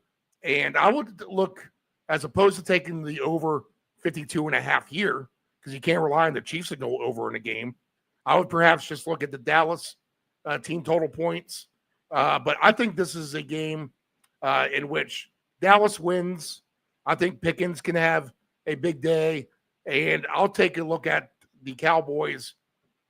I'll take a look at the Cowboys team total points at 24.5 to go over the total there. They'll get 27-31. In fact, I would almost be willing here as well I'm going to get 8-1 if the Cowboys can win this game by 13 points or more. I don't think that's out of the question. So all Cowboys for me in this one. What do you like? Well, we don't disagree strongly very often, but I think this is one of those cases. I don't think these two teams are in the same hemisphere. I think Dallas was getting blown out last week until Philadelphia decided to call off the dogs. Yep. I don't see any way Dallas stops Kansas City's passing game. They just have too many weapons. I don't think either team's going to run the ball in this game. There's no way Dallas is running the ball against Kansas City's defense. I mean, look what they did last week to Taylor. Dallas doesn't have half that running game. It's going to be and Kansas City's running game, while it's decent at times, Dallas with their improvements, has helped. They had a good game against Barkley last week. They've become a better defensive team against the run. I just think that I don't see either team running the ball here. I think it has a chance to be a very high-scoring game. And I just think Kansas City has way too many weapons in their passing game. They've got 4 or 5 guys they can go to. Rice, obviously they throw the ball to Rice more than anybody else. But Kelsey has his big games. One of these days Worthy is going to pop big. They've just got too many guys for Dallas to deal with. And like I said, the beginning of that game last week, the Philly game against Dallas, to me was kind of like, oh my God, Philly's going to win this game 45-0. I mean, they can't stop their passing game. Right. And they only have 2 passing weapons. I mean, the Kansas City has more like 6. I don't know. I think Kansas City's going to run up big numbers in this game. I think Dallas can counter. I mean, like you said, the Dallas passing game is going great. No team has a better 1-2 tandem in receivers than they do. And their quarterback's is going really well. And Kansas City is not they're a good defensive team, but they aren't necessarily a great pass rushing defensive team. So I think Dak will have time to throw the ball to his wideouts. I see a 41-24 kind of game. I think this is going to be a very high scoring game for Kansas City. And if so, well, I take Mahomes over his touchdown passes in this game. But I think Rice has got to be the guy. He's just someone they throw the ball to more than any other receiver. So if they're gonna score 4 or 5 touchdowns in this game, well, then Rice is going to get at least 1 and maybe 2. I think Mahomes could throw for 3 or 4. So I focus on that side of it myself. Mahomes minus 250 for 2, plus 148 for 3, plus 470 for 4. Receiving. Yeah, that's not a great price for 3 touchdowns. Right. And so I don't know. He hasn't been doing it either. I mean, that's the thing. Right. But Kansas City, they've kind of been in the Lions mode. In other words, every week Kansas City plays someone good. We've seen them on TV a lot, and it just seems that they played Philadelphia, they played Buffalo, they played Denver, they played the Chargers. I mean, they every week, even last week. Finally they get breather. They play the Colts. No. The Colts, they're one of the top teams. And now, they get one easy this week. They get Dallas. Well, you know what? Dallas is improving. But I would say Dallas is probably one of the 3 weakest teams Kansas City's played all season. And that's, no disrespect to Dallas. I think Dallas is a decent team. But Kansas City's schedule's been a monster. I don't know. I just see them. There's got to be, there will be a Kansas City guy in this game, an unknown guy who gets a touchdown. I have no idea. I'm trying to predict Smith-Schuster. Like that. Smith-Schuster. But yeah, right. So I'll just stick with Rice in this game. take him over his yardage, take him for 2 TDs and, 1 TD and then maybe even 2 TDs and leave it at that. I'll get the TD prices in a second. Juju Smith-Schuster, 10.5 receiving yards is his over-under. And I think Flournoy has kind of made his way into being a nice little third option at wide receiver, to be honest.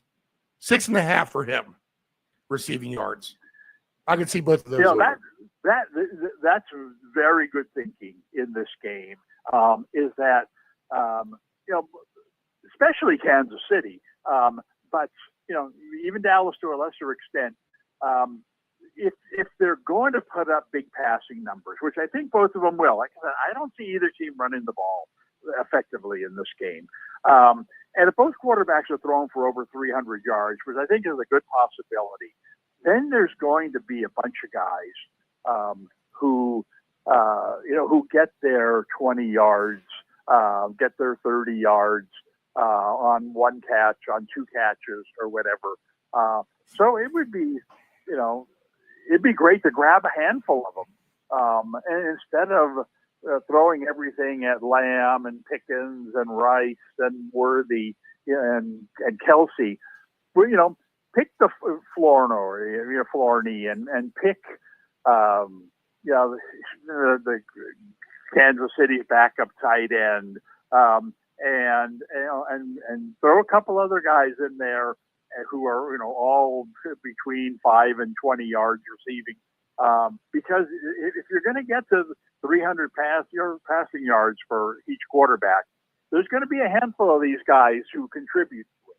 So I think that could be kind of fun.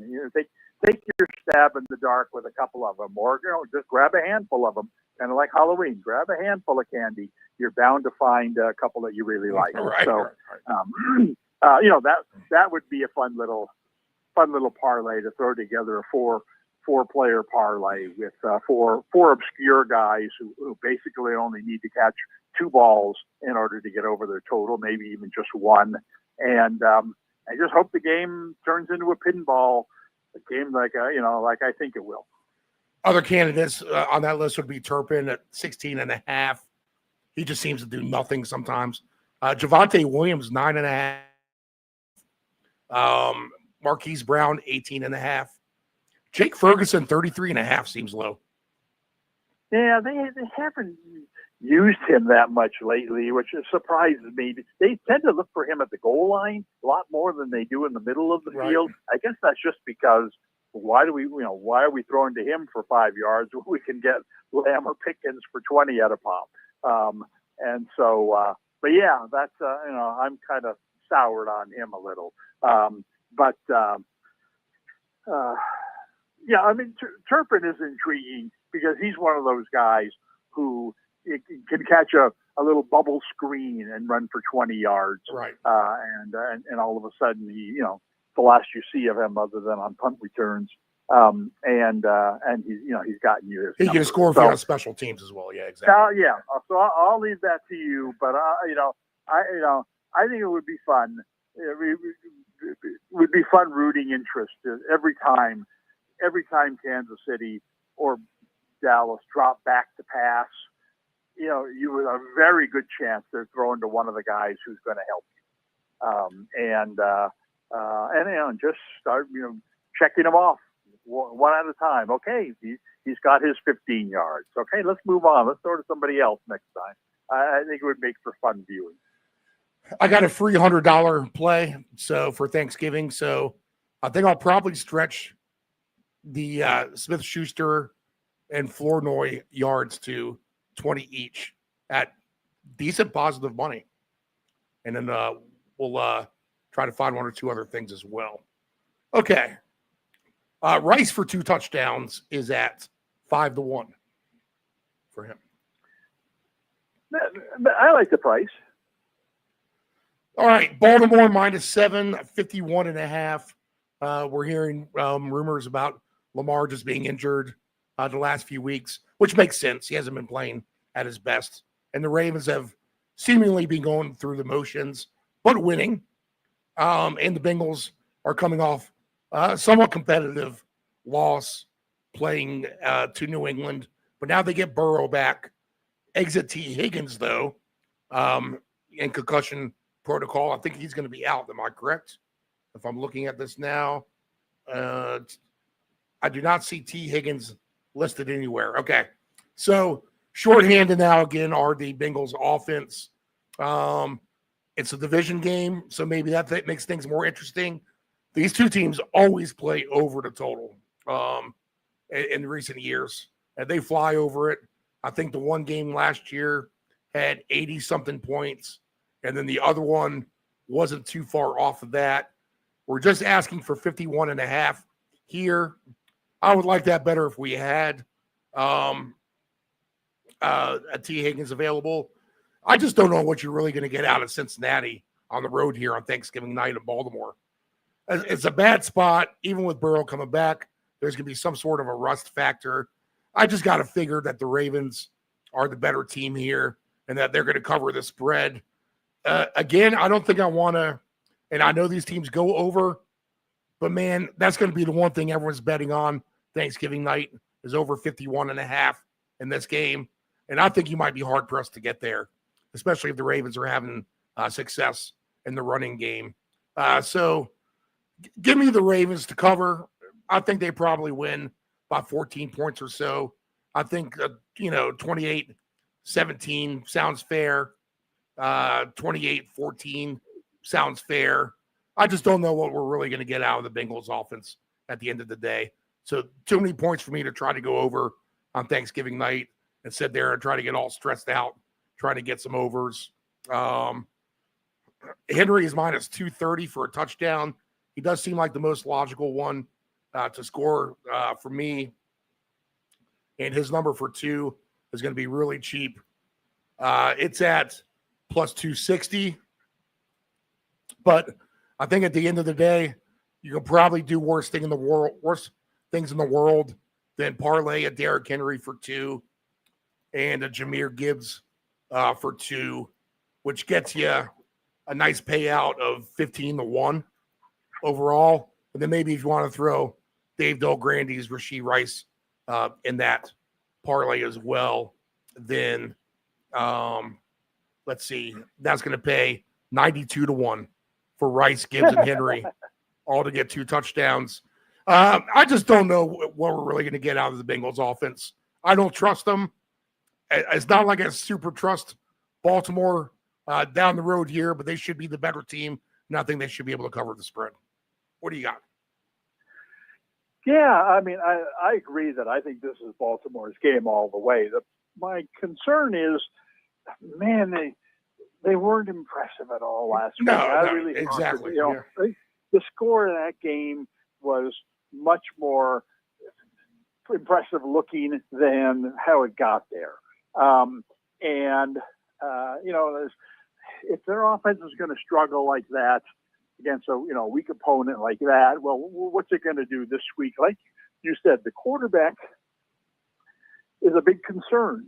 I mean, if he's not scrambling around, not getting those extra first downs with his legs, not a threat with his legs, well, then that makes it harder to run the ball. It really restricts your passing game.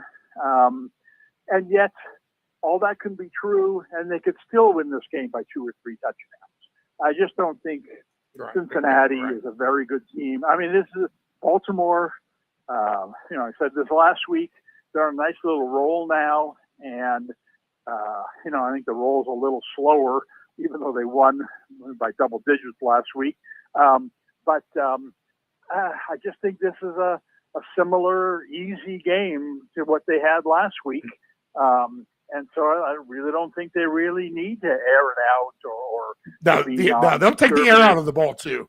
Exactly. They'll run the clock out. Right, and they certainly have the back to do that. But to me, my favorite play in this game, maybe even my favorite play for the whole day, is consistent with that type of game plan. Cincinnati is the worst, maybe ever, team at defending tight ends. Right. And good angle. And Baltimore, problem with Baltimore is they have two of them. And while Andrews tends to be the guy who scores touchdowns, I think this is going to be a big game for Lively. And he hasn't had a great season, but he's healthy, and he's the guy that they throw the ball more to in the middle of the field rather than down by the goal line. So I wouldn't take him to score a touchdown, but I really think he could have 2 or 3 really big, nice catches in the middle of the field. I think, and given the fact that his season average is low, that they don't normally throw the ball to him that much, this is the week where everything says throw the ball to your tight end, and you're our guy in the middle of the field, so be ready. We're coming. We don't want our quarterback to have to scramble around. He's not healthy. He's not going to be running as much. We're just going to throw it early, and you're our guy. And so I can see him this week, catching 5 balls for 80 yards, maybe even getting a long score in there. And, what are we looking at for his receiving total? 25? 23.5. Yeah, I mean, I really think, if you told me, if you said, well, there's a number 23.5 on this game, I would have said, well, if that's what are we going over or under that for one catch? I take the over. I think he's got a chance to catch a 24-yard pass or more in this game. Like I said, if you look at Cincinnati's numbers against tight ends, they just, I don't know. They just don't. They think this is the 1960s where you don't have to guard tight ends because all they do is block. I just think that he could have he could be a really fun guy on a greedy ticket to price up. I think that his over 23.5 is the best play of the day. But I don't know how high you could go with him. But if you could take him to 60 yards, and get whatever 8-1, 10-1, or whatever they would put on a reasonable number like that. I think that would be a fun thing to do. With my give me a tight end parlay from Wright to Lively in some way, shape, or form. I think that you could cash a really nice ticket this week. So definitely, as my play of the day, give me Lively over his 23.5. I'm already marking that as a winner. Likely for 50 is plus 450, for 60 yards plus 750 overall. I mean, I think it's I think it's reasonable to think he could get there. Like I said, if you give me a 2-teamer from Wright over 5 or more catches to Lively over 60 yards, each at a nice price, 50-1 between the two of them. Count me in. I don't. It'd be nice to get these I know right you numbers said up. that nothing's up on Wright yet, but I don't know why. I mean, especially on a Thanksgiving game when everybody's looking to play these games. I don't know why they wouldn't put a number up on basically everything. So Right. you may have to wait till tomorrow morning on that. All right. Right now, if I were to do this on my $100 free play, it would pay $6,100, and that would be likely for 50 yards. I'll play a slightly conservative route on that. Watson for a touchdown. Juju Smith-Schuster for 15 yards, and Flournoy for 6.5 yards. Well, that's a heck of a price. So $100 pays out $6,100 for all that. That's not the worst thing in the world. No, I like it. All right. Well, that's but like I said, if if I had one recommendation for the 3 games, it would be Lively. Let's see here. My number 2 recommendation would be right number of catches. And then, then you got the usual suspect you already talked about. Watson to get a TD, Rice to get a TD or 2. Those would be my my gutless ticket plays. What would you trust Gibbs to get to? I mean, I would say yes. Like I said, I mean, it's a tough defense, but there's just something about those first 2 games that, I've seen enough games on Thanksgiving, to know that 75% of them are higher scoring than you would have thought. The Green Bay defense scares me, but it is Green Bay and Detroit at Detroit, at the Motor Speedway, after all. So I got to believe that there's going to be scoring in that game. And it should be competitive. I mean, we're talking 28-24, something like that, where each team will get at least 3 touchdowns. In which case, Gibbs is, I wouldn't say 50-50, but close to it to get two of those 4 Detroit touchdowns. All right, man. And you're getting a nice price. You get a nice price. I think I like the idea to parlay him with Henry, just them 2 alone, to be honest. I think that's a good chance of that happening. But you said it, though. Lamar could kill you at the goal line. Well, but if in fact Lamar, there's really no reason for Lamar to take this week's game any more seriously than last week's.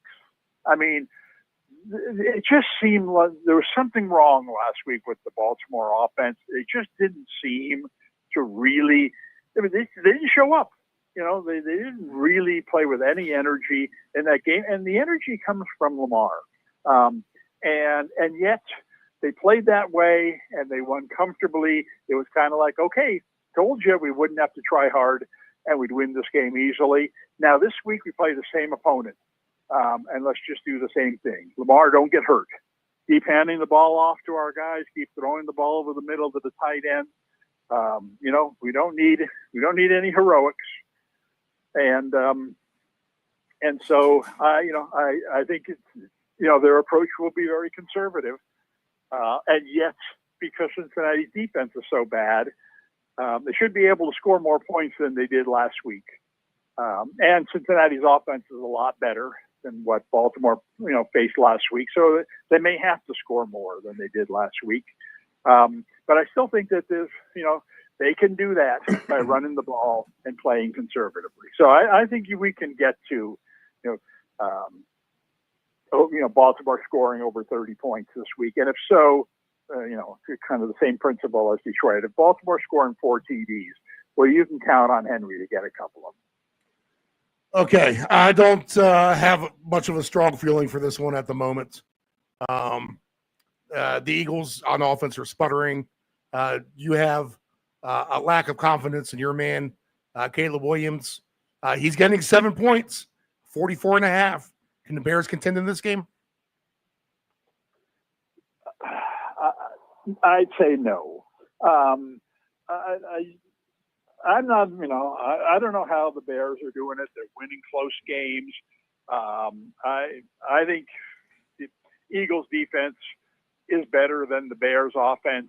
And if that's the case, then the Bears are going to be in trouble because the Eagles if they continue passing the ball as effectively as they have, certainly in this last game, while they tried to pass the ball, they're going to get their points. I'm not sure Chicago can match them in points. So I think that I don't know why. I know they're getting criticism for going away from their passing game in the second half of that game last week. So I don't think they're going to be calling off the Dogs this week if they get in that same situation. So I think it's a green light for Philly's passing game. All right. Let's see here. If it's a green light for the passing game for Philly, my man Barkley's a 19.5. He always gets that. You know what? He's the only guy listed on the receiving yards right now. Interesting. We on vacation or what? Yeah, I guess so. Touchdown wise, AJ Brown plus 125, Devontae Smith plus 155. He seems like a logical candidate to me. He's been the most consistent. Well, yeah, I mean, they both do. I mean, it's kind of surprising that they're. I mean, given the fact that Barkley's not scoring a whole lot these days, and Hurts, he'll get his on the quarterback sneaks or whatever. I was impressed with their passing game last week. If Brown plays effectively, their offense is way better than when he doesn't play effectively. I think he's kind of the key to their attack. He's their most talented player, and when they can get him involved, it opens up the other side of the field. It opens up the tight end. Now you're running the ball. Now you're swinging to the back. Now Hurts is running. I mean, they've got a lot of weapons, but it's those games where Brown, it just doesn't seem to try. And it often just bogs things down. Well, all we can do today is run the ball. And they're not running the ball that well this year. So I think, Brown has to be in a good state of mind this week after what he did last week. So I can see him putting up big numbers again. And I can see Smith doing the same thing. So, to me, when they're both plus prices, give me both of them. And I know one of the two is going to win, possibly both. Let's see here. We'll look at the stats real quick for Hurts, or his prop number, because if they can get it through the air, 211.5. So over that? Yes. I mean, like I said, I think they had to have learned their lesson last week that, and I'd say Chicago is kind of in the same boat, a little bit less as Dallas in terms of Chicago's got a lot of offensive weapons. I mean, you can't sit on a 21-0 lead against them and expect, to win at the end, 21-10. They're going to come back. They're going to make it interesting. You need to keep piling up the points. And I think that if that lesson was learned last week, then you're going to see Philly come out in the second half, having already passed for 170 yards, and then immediately, put up another 100 in the third quarter. And now it's 35-10. Now we can call off the dogs. So that was a big mistake last week. All right, let me just play around with one number here, and we'll get out of here. Passing touchdown wise, Hurts over 1.5. I'll throw him on a ticket. We'll skip the Cincinnati game in case that's all one-way traffic with Henry. Let's see here. We'll throw Dak and Mahomes on for their touchdowns, correct? So Dak over 1.5, minus 132. Do we want to take Mahomes 1.5 or for 2.5?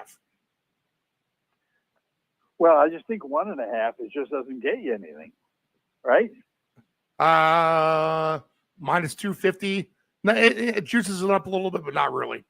Yeah, you get a better number with the 3 if you want to pump this parlay up. And in fact, it about doubles the price. I think I'm picking Kansas City as the highest scoring team of the 6 on Thanksgiving. So 3 touchdowns to me is very reasonable. Okay, and then on the other side let's see, the first game here. Both of these quarterbacks for 2 passing, or should we just rely on golf? No, not the first game. Just golf. That game to me is a lot trickier because it's Green Bay does not want to play a high scoring game, and if Green Bay can keep the score down, then it's going to shoot. Detroit's still going to throw the ball, but if Green Bay can run the ball, they will try to run the ball. So I don't know. I'm hesitant in that game because of how it could turn out. If we don't use golf, those three guys are plus 530. If we add golf, 10-1. All right, just playing around. All right, Dave. Good stuff. Yeah, I mean, it's not counting the night game. I very much look forward to the schedule. Two really good games to start the day. I mean, and especially, I mean, you don't get it a lot with the Dallas game because they're always playing Washington, but Dallas and Kansas City, and the way Dallas was playing, Kansas City's gonna, they're back to the wall a little bit.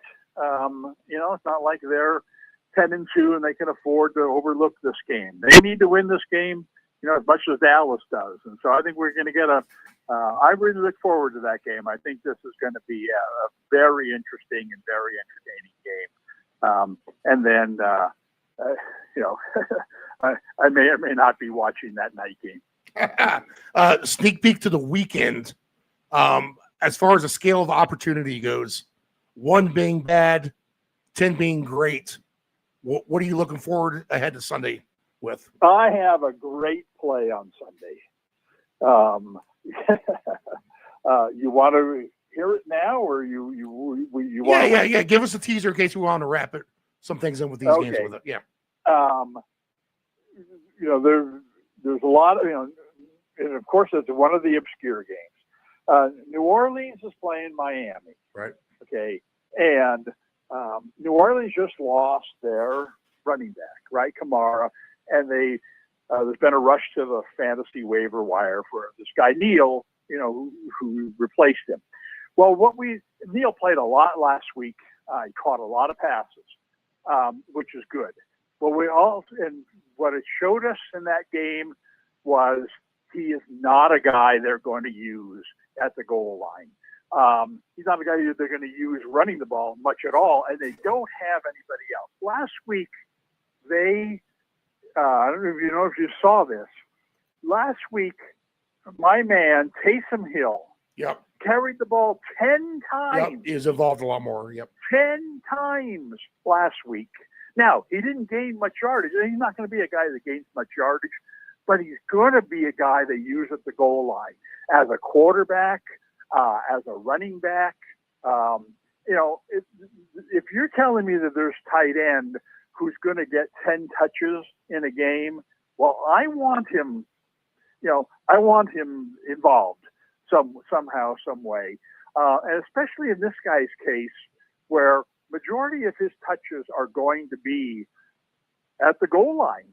And so I can see him this week throwing a touchdown pass, possibly catching a touchdown pass, definitely running for a touchdown or two. He's the, Olave, you would say, is the most logical New Orleans guy to score in this game. But if they get down by the goal line, it becomes a Hurts kind of thing.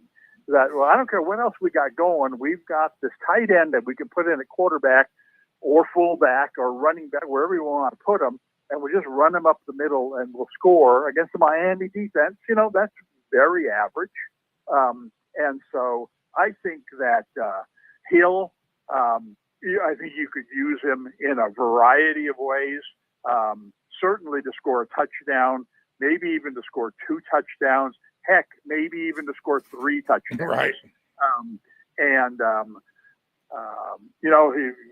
Will he have passing yards?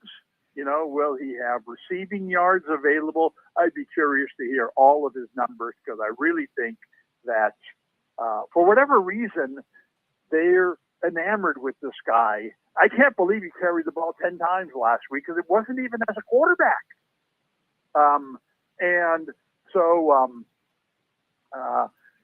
It's I don't know. It's just a very unique situation.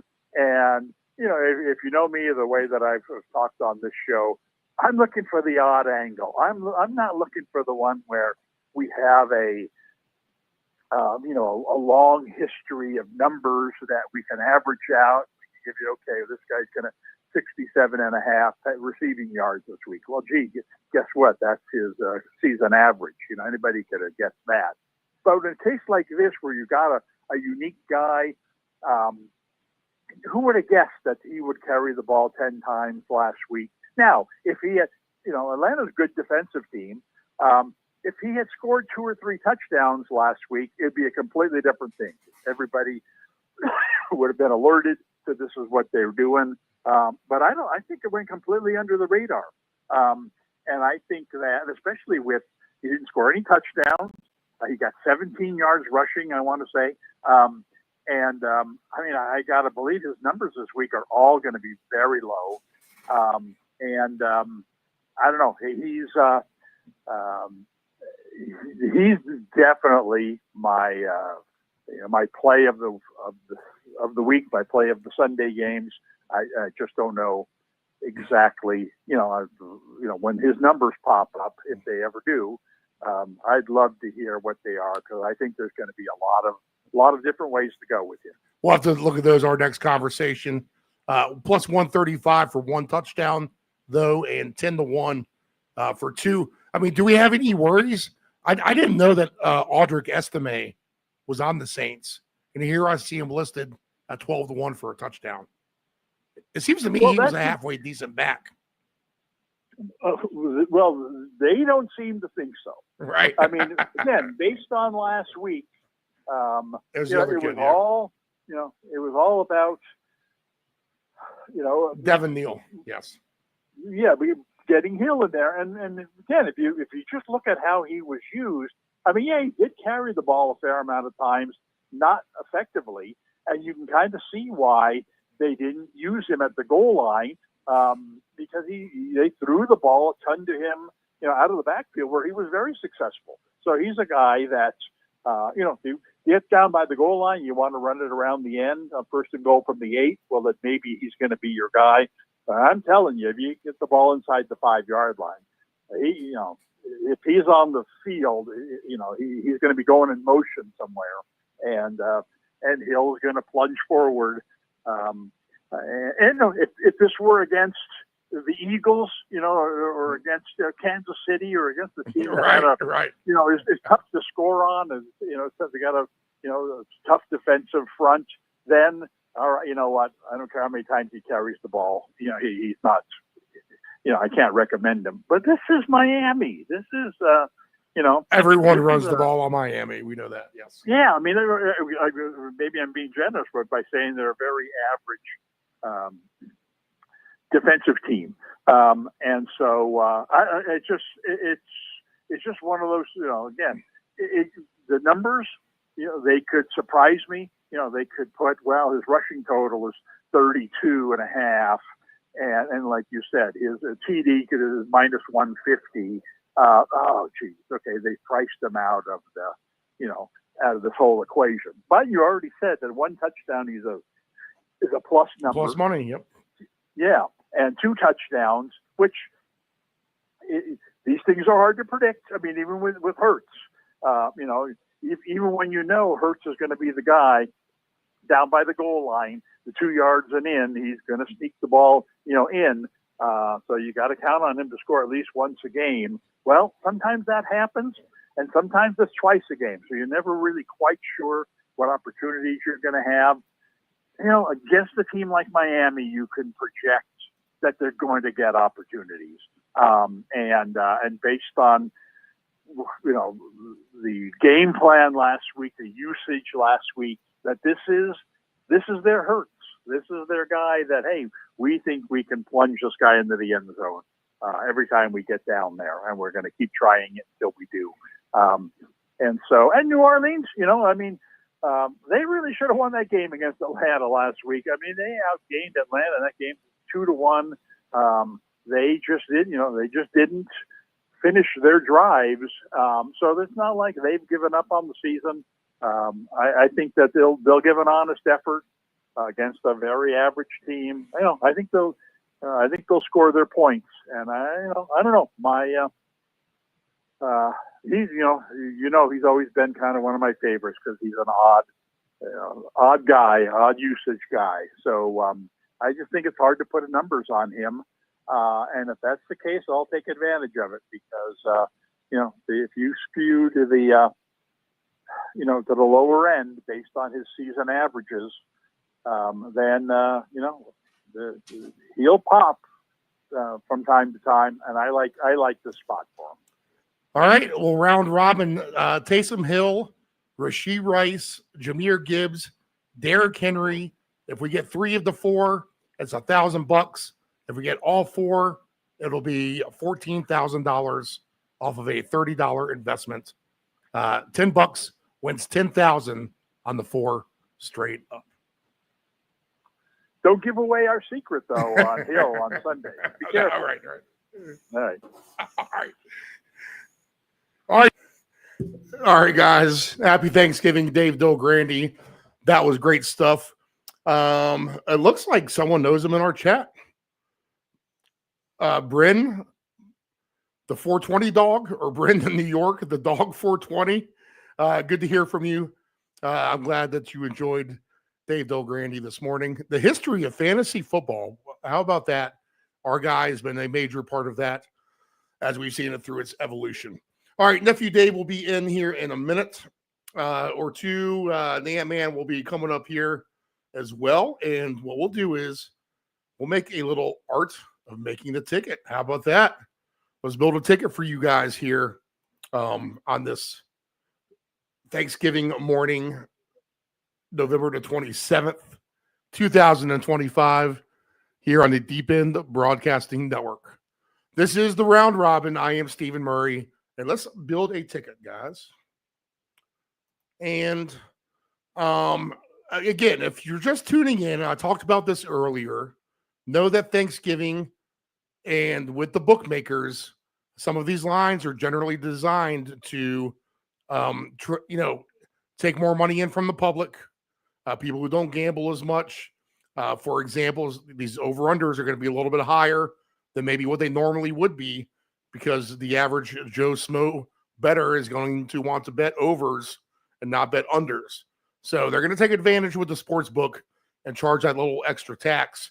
If you recall that, I think 2 years ago, and this was the last time the Packers played the Lions, I had the over in that game. I think it was heading to the over, and then it ended up a dead under as the Packers were able to dominate in the second half. I think it was 27-17 maybe was the final, but that stayed under the total. And don't be surprised if the rest of the games to follow go under the total. I think that same weekend 2 years ago, I think all 4 unders for the Thursday and the Friday game went under. And I just sat there and kicked myself. Why did I not take the under? Why did I not take the under? I knew it. We're not going to fall for that trick this year. And in fact, I mean, we're going to play some props and play things to the over. And we want these to be fun games, of course. But we're going to have an insurance ticket for sure that has the unders involved of every game. I think if you bump them down just a hair on an alt line, and this can be part of the art of making a ticket with your 4 unders here on this NFL Thanksgiving. We'll take a look at the first game. What do we see? We see a 48.5, and everything else is just as higher, or the Eagles game tomorrow being just a hair lower than the 48.5. So if we look at 48.5 for today's game, and we're going to go to the alternate totals, again, we're looking to maybe invest the minimum. If you want to take all 4 straight over-unders, that's fine. You're going to get 10-1. That's $20 to win $200. That's fine on a Thanksgiving Sunday. Or, if you just want to play the 3 games, you'll get 6-1. So 20 will win you $120. If you want to go that route, that's fine, Mr. Conservative. But if you want to get a little frisky and play a little bit of these alt lines to the alt under, let's see what we can come up with. And we'll kind of use that old phrase we say, investing the minimum to make the maximum. So we're going to look at the alternate total over-unders. And we're going to scroll to, I think somewhere, what did I say, 27-17 last time? So you'd want to do 44.5, right? Let's get a little greedy. I'm not so sure Detroit, and I love some Lions, but let's just pretend like the Green Bay defense is completely dominant. That's going to leave us room to maneuver down. And this is purely a idea that the Green Bay defense will be dominant. So under 43.5, under 42.5 even. Let's keep it at 43.5. That's a 23-20 game.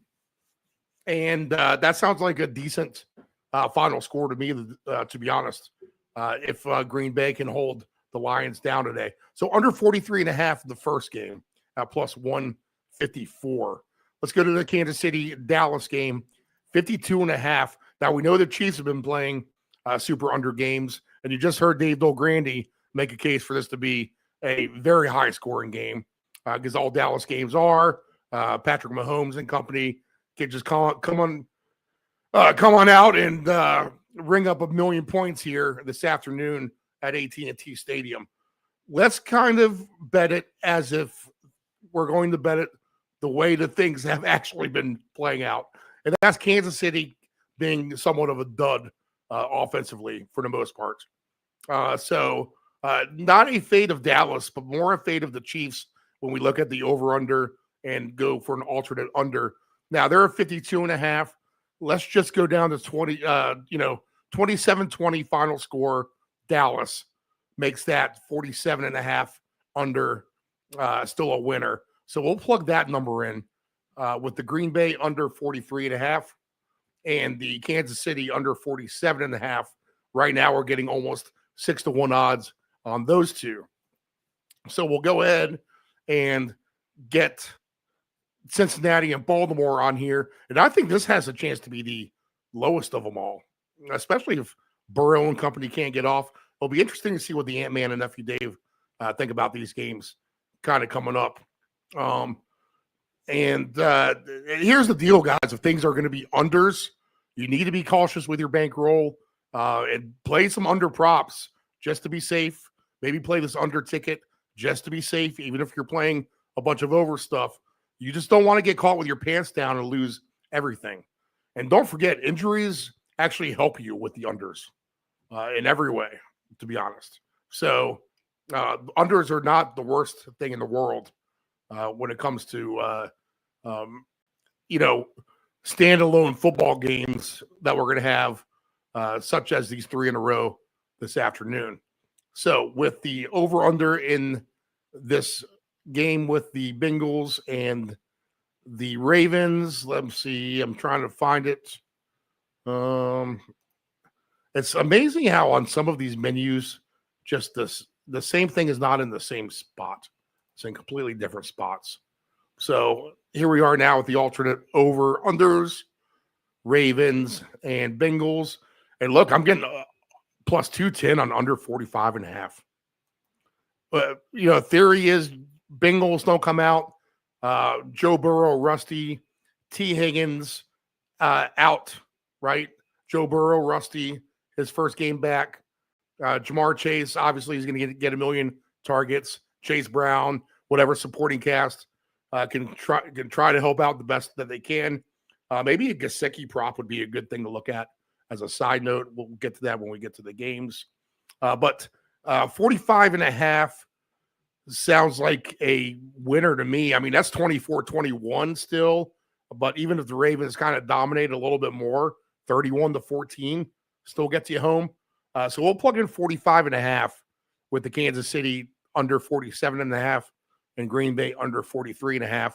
And then tomorrow we have winds and perhaps some messy weather. We know the Eagles like to keep the points down anyway.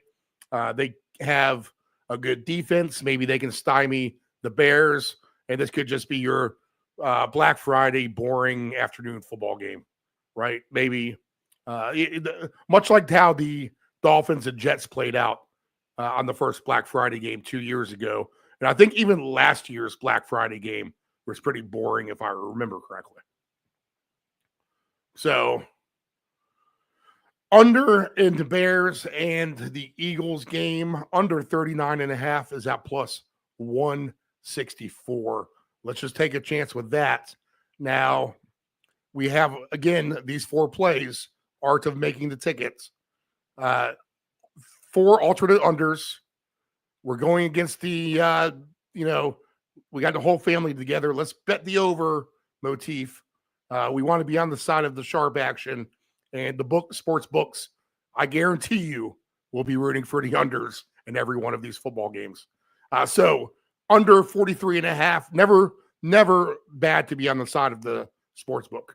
Under 43.5 in the Green Bay game, under 47.5 in the Chief game, under 45.5 in the Bengal game, and under 39.5 in the Bears game. If you want to put a simple $20 on that, that'll pay you out $1,074. So where you were getting 10-1 on your money to keep these lines at the normal level, and you can. That's what we call the old popcorn parlay. It's kind of in reverse action. So take all the baselines, throw $10 on it or $20 to get 200. Throw another 20 on the alternate lines we just gave you, and try to hit the jackpot with the $1,075 payout. That is, let's see, 53-1. So we went from 10-1 to 53 on the 1 by moving each of these spreads by less than a touchdown. That's how it's done, people. All right. So that is art of making the tickets. Let me get camera number 2 going here.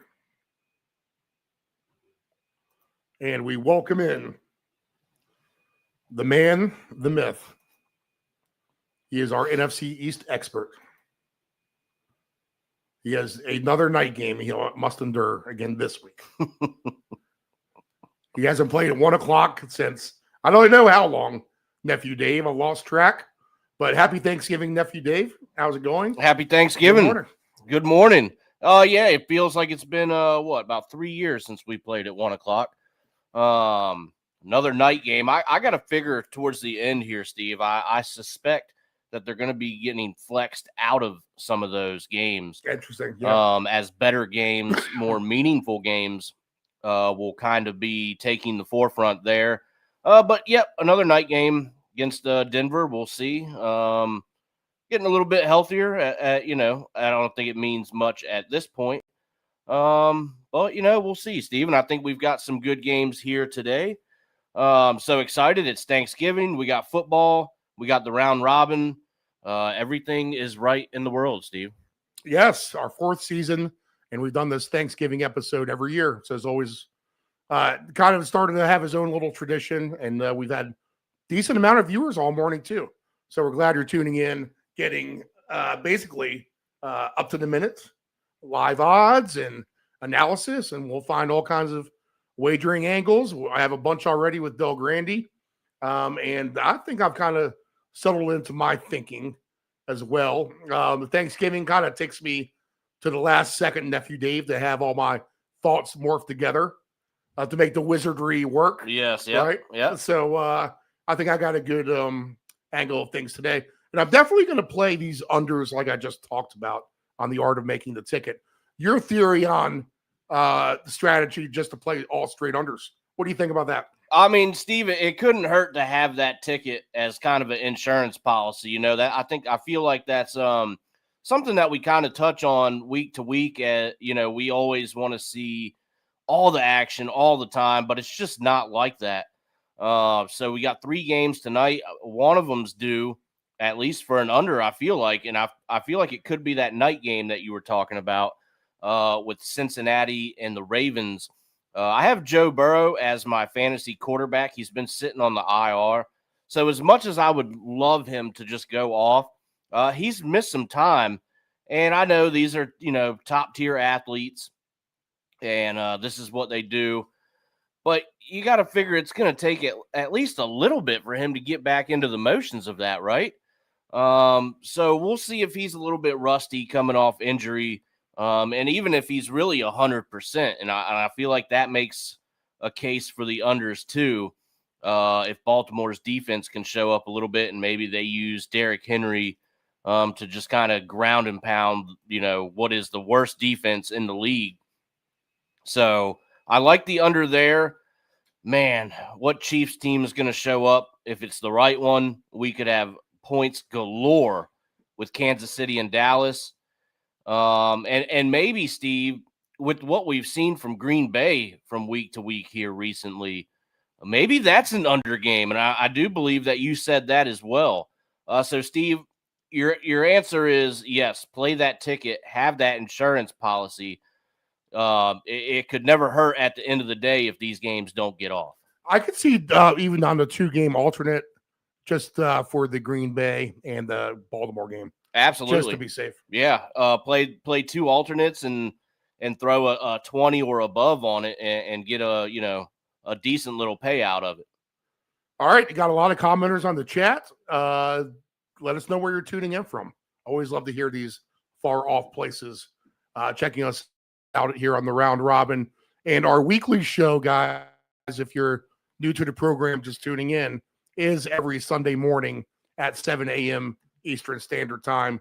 We'll go through the whole morning, finding every angle on every game there is. Again, I have myself just 65 measly years on both sides of the sports book. So good to take advantage. Nephew Dave's been wagering for a while. He knows what he's doing. Always has good angles.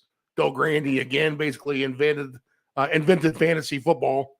So that gives him his clout. And the Ant-Man, of course, Antonio Banderas Jr.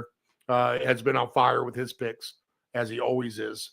So worth a listen to every Sunday. Click and subscribe to the YouTube channel. Deep End, like a swimming pool, Deep End Broadcasting. All right. Nephew Dave, give me some fresh lines for these 4 games for today and tomorrow. All right. And let's see if we want to use Survivor for any of these guys. And we'll see if we find something we like or we want to pass it off till Sunday. All right. Let's start off. Green Bay in Detroit. 48.5 is your number here. It's going to be -2.5 for Detroit at home. I like the Lions in this game, Steve, but a divisional Thanksgiving game, I think there's just better picks out there. I think so too. We'll pass on this one for Survivor. The Chiefs are in Dallas taking on the Cowboys. 52.5 is your number here. And it's going to be -3.5 for the Chiefs on the road. I'm not so sure about that. But again, Steve, I think we have better picks. Pass, right? Yep. Now Cincinnati, they're playing Baltimore. That's the night game. It's in Baltimore. 51.5 is your number. -7 for the Ravens on at home. I used them last week, but I feel like if you wanted to get it out of the way, you could take a chance here. Baltimore, the better team. Cincinnati defense, just bad. Some of these pools, like this Big Circa Survivor, where there's 900 people left, they make them use Thanksgiving as their own unique week. Oh, so wow. You have to be able to go through the season and save some of these teams so you don't use them up. So if you have Baltimore and you're in one of those pools, you got to use Baltimore, right? Yeah, absolutely. Or maybe Philly, but I think Baltimore is the best bet. Right. Philly would be a pass for me tomorrow. Yeah, absolutely.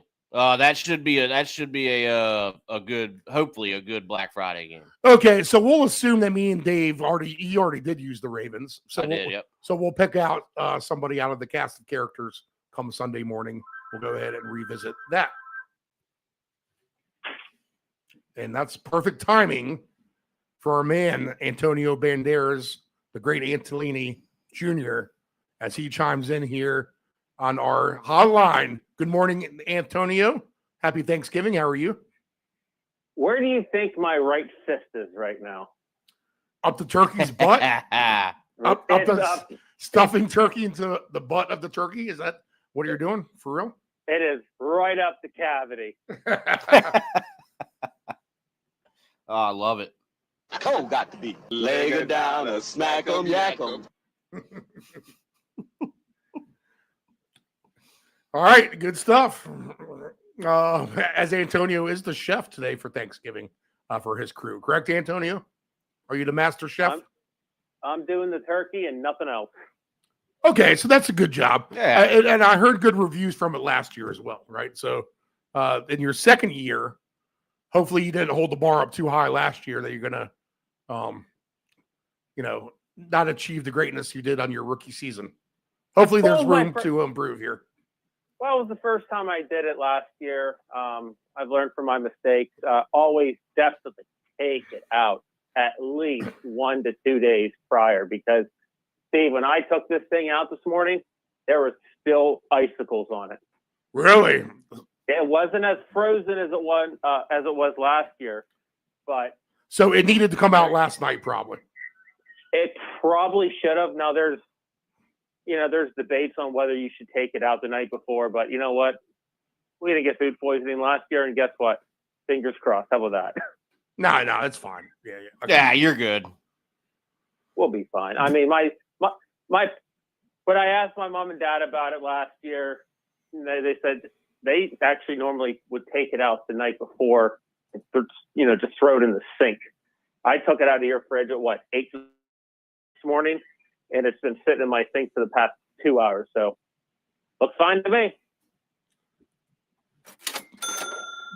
Boys, we have line movement this morning. Detroit, who's been 2.5 for about the last day or so, is now up to a 3-point favorite today in this game against Green Bay.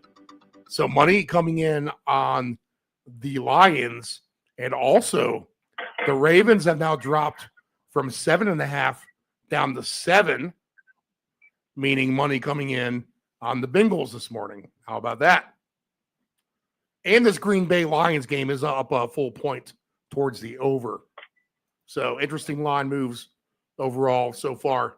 All right, we're going to break down the slate. We got 4 games for you, and then we'll be back on Sunday, and we'll do the rest of the slate. So let me get my little banner up here.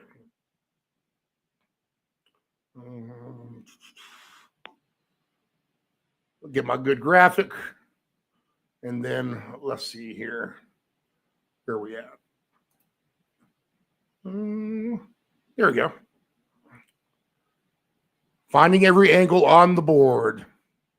First one up. We just mentioned it. Lions -3 now.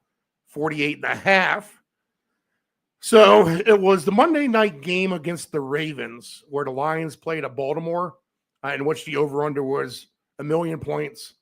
It did eventually, I think, go over, but barely. And that's because the Lions used the majority of the first quarter basically to melt the clock away. And then they kind of got going after that. But what I did notice that night in victory for the Lions was that Jared Goff was getting an extreme amount of pressure up the middle. Now we fast forward all the way to this weekend, and we have Green Bay coming in, who already beat the Lions in week 1 on a very defensive-minded football game. The Lions have now bring out their man Ragnow out of retirement. Have y'all seen that? No. No, so they bring back their former lineman last year, talking about retirement to kind of come into the trenches. So I see that more as a move of desperation now for Detroit to try to solidify things and keep the pressure off of Goff. The Giants nearly beat them last week. Jahmyr Gibbs, if it wasn't for Jonathan Taylor, would probably himself be making a case for the MVP because he has been that good and he has been that one consistent thing for the Lions on offense. Green Bay, as much as I kind of wavered back and forth on them, I basically have settled to the fact that I think that they're a little bit overrated in terms of, the coach doesn't give me good play calling. The quarterback kind of lets you down at times. And you want Green Bay to be a fun, dynamic football team. Let's spread it out 4 or 5 wide. We have these receivers. Let's just, get some good deep balls, some good intermediate deep balls, kind of almost like how Drake May approaches things, throw the ball 25, 30 yards down the field on a consistent basis. And we haven't seen that from them. They've been more of a running type of team. We've been waiting for Dontavian Wicks to show back up. And these Packer teams have been playing as a fun team like we've just described. But even those teams, when they get dumbed down by LaFleur, I think he's taking it to the whole another level this year as far as dumbing down this offense. And you can't even get Wicks into the end zone for one at this point. You can't get Dobbs in there for one. He hasn't been in there forever. Christian Watson finally did emerge. Obviously, Tucker Kraft was great, but he's been out. So it's mainly been the Josh Jacobs show, and we haven't seen that full-on attack from Green Bay down the field. Now, if they're wise and they're smart, they're going to come into this game guns a-blazing against Detroit because Detroit has a very susceptible secondary. Jameis Winston, when he went to Wan'Dale Robinson last week on 12 targets, was the most targets a Detroit defensive back has seen in quite some time, and he was successful. So what do you think they're going to do with Christian Watson today? Let's try to see if he is maybe our alpha dog, and maybe that can open up some things for some of these other receivers as well. If maybe he can start to draw the attention of multiple guys in the secondary. So the Packers are definitely wise to come out passing the ball today. Can we trust them to do so? That's the question. I want them to. I really do. But we could get stuck into this defensive-minded game in which their defense is just kind of dominating, and Green Bay just kind of runs, passes, run, pass, run, pass, run, get into the end zone, or kick a field goal and, try to nickel and dime the Lions, and let's try to seize first place without a doubt overall in this division this afternoon. So what do we get? Over-under suggests a lot of points. If that's the case, we're going to have to see it from both sides. That means the Lions are doing good against this Packer defense, and that means the Packer offense is able to get off and get their full complement of weapons going. I think, to me, that is a hard task to try to ask all that to happen and get to an over-under. I really want it to. That's why I think this pure under ticket is live today, that this Green Bay defense is going to be able to be the best unit of the 4 units on the football field. So if that's the case, and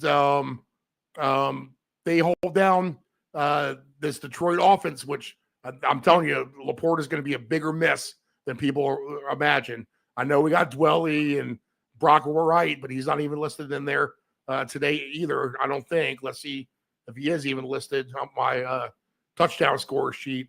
But I'm telling you, this is just a different team without Laporta, when you got to rely on the Anthony Furskers, Ross Dwellys, Isaac Tesla, who's done nothing for us in the world, and then Jameson Williams, just inconsistent for him as well. So really, after that, it's Gibbs, St. Brown, and Montgomery. And we know Montgomery doesn't get in there because of Gibbs. So it's almost a two-headed monster now for Detroit. It's St. Brown and Gibbs. I got to believe the Packers are better than that today. I really do. So I'm going to call for the outright win here on the road by Green Bay. I think their defense can have a big game.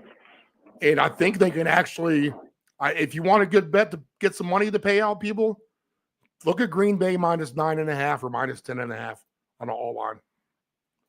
You're like, there's no way Green Bay wins by double digits. Really? You would doubt that? Detroit has been known to have clunkers at home. It's not often, but on Thanksgiving when everyone expects Detroit to, do what they did, at least offensively last week, which we hope occurs. Yeah, well, Yeah, we watched it last week, didn't we? yeah. We saw them lose to Carolina. We saw them lose to the Browns. Talking about Green Bay. We saw Detroit lose to the Giants, right? Anything could go wrong here for either of these teams offensively. Green Bay minus 9.5 is plus 520. Plus 750 for minus 12.5. Those are some interesting numbers, guys. If you want to try to find two things as far as blowouts today, maybe the Packers aren't the worst thing in the world. The best thing about Thanksgiving football is we can thick skin and fire again all day long Right. until we get something that we like. So maybe not the worst thing to start here. And maybe even in the first half would be a decent way to look at the Packers. Over 10.5 points in the first half, I could see that for Green Bay. Because if they do get a lead, they'll slow it down with the running game in the second half. So considering I like the under, I do like over 10.5 first half points by Green Bay as well.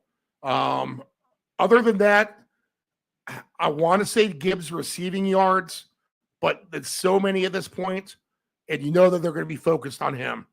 That's the one thing they need to be preaching. Let's not let Gibbs beat us today. All right, anyone else can try to beat us. We can't let Gibbs beat us. You want to try to let Jameson Williams beat you? But by all means, let's see if Goff has time to drop back and try to throw him the ball. So for me, boys, this is an under game. I like Green Bay as the better play to win this game outright. And I would look at some alt line numbers for Green Bay. I'll go over some props in a minute for myself as well. But your first thoughts on this game, Dave? Yeah, Steve. I mean, I totally understand it. The weak point for Detroit right now seems to be that offensive line.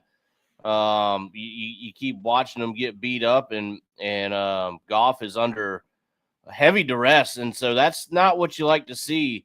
So that's a weak point there. The defensive line for Green Bay could certainly make that happen today. So I do like that angle. But we know Detroit is at home, and that's where they're usually the best, and they need to win a game to get a little confidence boost going there and to keep pace in the standings here. So it's going to be important for them at home, and I think they kind of understand that. I think we're just going to have a really good Thanksgiving divisional game here. So with that being said, Steve, I do like your angles. I think you covered that pretty well. My main focus of this is going to be the two running backs. Now, they're going to be parlayed, of course, with the other games to try and get a touchdown scoring parlay home. But I'm going to go Gibbs and Jacobs in a kind of obvious manner, pair those two, and then we go to the next game and pair two more to get a profit boost going on for that. So, Steve, give me Gibbs and Jacobs. I think the running backs are the focus today. Yeah, so it does appear that we'll have Jacobs. Is that correct, Anthony? He's playing. It'll be good to go. He's playing, and by the way, Brock Wright's not playing. He has been ruled out. That explains why I apparently decided to play Smelly Dwelly at 2:30 at night last night. I kind of like Jared Goff for an interception. Yeah, absolutely. Considering his lack of targets. Anthony, what do you like in this game? How do you see this playing out here? Both teams have to assume that Chicago is going to lose to Philly tomorrow, which means the NFC North is up for grabs today. I mean, this is arguably the biggest game of both of their teams, because I know I sound obvious, but if either team loses, they're in a bad spot. But if they win, they could take control of the North, because I believe they both play Chicago again. And I think both teams feel like they're better than Chicago. And just judging by them going against Philly, and that spread being at -7. I think I think it will be closer than people think. I do fear about the under, but this is a show about props, and our hope is that we hit the we hit the over. So I was looking at not last year's, but 2 years ago, these teams played each other, and AJ Dillon was still on the team. But and he was the leading rusher at 43 yards. But do you want to know who was the second leading rusher? Let me see here.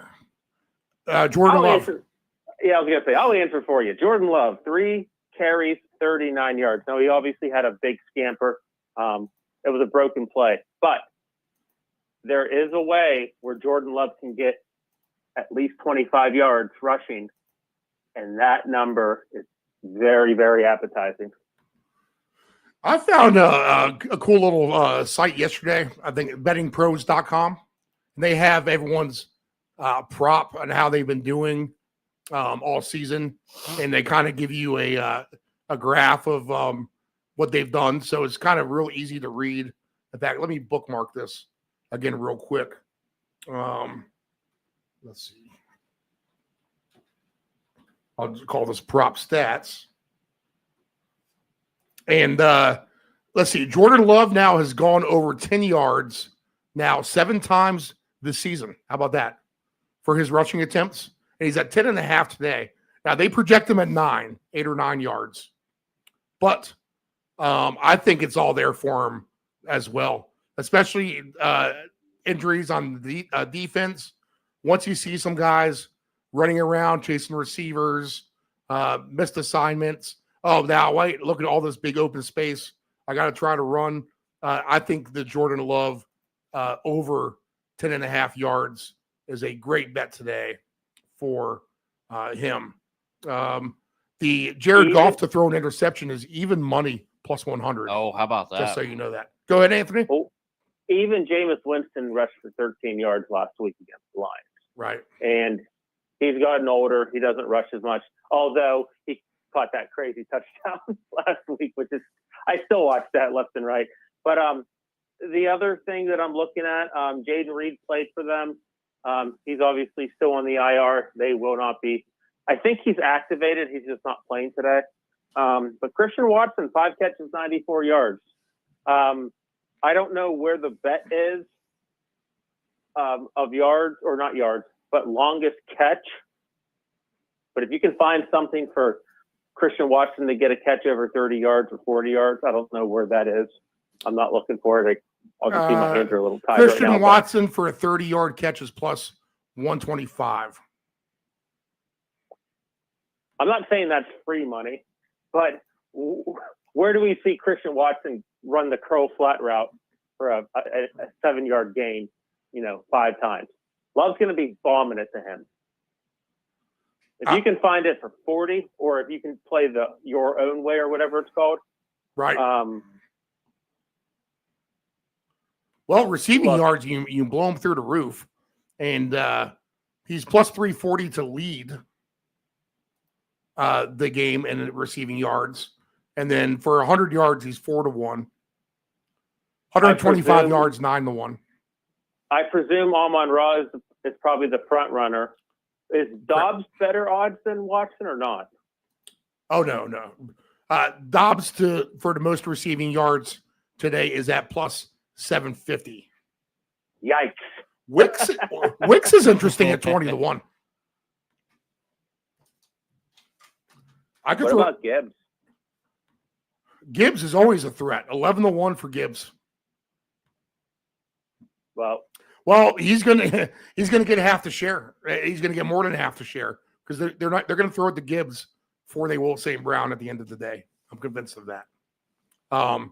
So Gibbs at 11-1 is a great price, probably.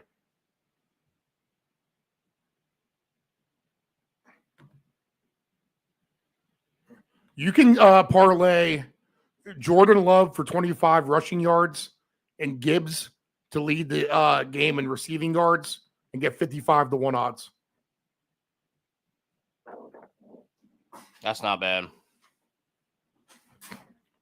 So that's an interesting way to do things. And that's better than honestly trying to take Gibbs. So Gibbs on his receiving alternate number, if we take a look at that, he's 11-1 to lead. He's only, for 70 yards or more, he's only plus 440. So we have to go to the your way to kind of crank him up more than that. But he can lead this game with 70 yards, That's what I'm trying to say. Right. He could have more yards than everybody else and have 70, 75 yards. So I think that's actually worth a decent shot, Antonio. Although the Wicks at 20-1 is attractive too. Just because he could be the lost man that they're not accounting for. And there you go. There's Wicks, 2 long runs for him. Next thing you know, he has 125 yards. So I'm going to look at some of that stuff. I'm going to look at Wicks' alternate number over and take a shot. That'll be fun. I think I like the Jordan Love 25 yards at plus 410. I think we can put that into some sort of a round robin. Other low hangers today for receivers. There's Tesla, 17.5. Wicks is only at 27.5. Anthony Fursker is at 9.5. Montgomery's at 11.5. Luke Musgrave, 13.5. That sounds awful low to me. For a guy who very well could have a big, big day. Just think, he's basically, he's, to me, Tucker Kraft light at worst. He might even be closer. He just doesn't get the opportunities and talent to Tucker Kraft that we realize. But 30 yards for Musgrave today is plus 340. 40 yards is plus 680. I think you got to put him on some sort of a round robin ticket of randomness and try to build it through these 4 games. So give me Musgrave receive yards. Give me Jordan Love receive yards. Give me Wicks for his yards. I like the angle on Christian Watson. Where there's fuel, there's fire, and all you experts seem to love him today. So I think we'll just have to go that route with him as well. But for me, boys, it's the Packers to win this, and we barely don't get to the over. How about that? I agree. Anything else for you, Anthony? Let's move on to Dallas when we're all about to take a nap. Oh, not so fast. We must come up with a 2-touchdown madness ticket. And we will throw in for this. Do we take a short shot and a long shot, or one guy from each team? Since there's only 4 games to deal with, I guess we try to take a guy from each team. So I'll pick first. Give me Dontavian Wicks at 33-1. And Dave, I'll give you the luxury. Give me a lion here. All right, let's take any lion you want.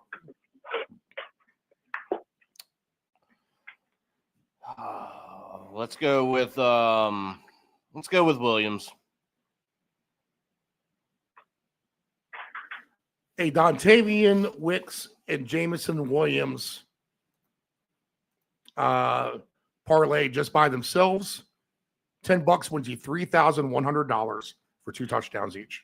I was thinking Tesla, but I just had to pull back from that.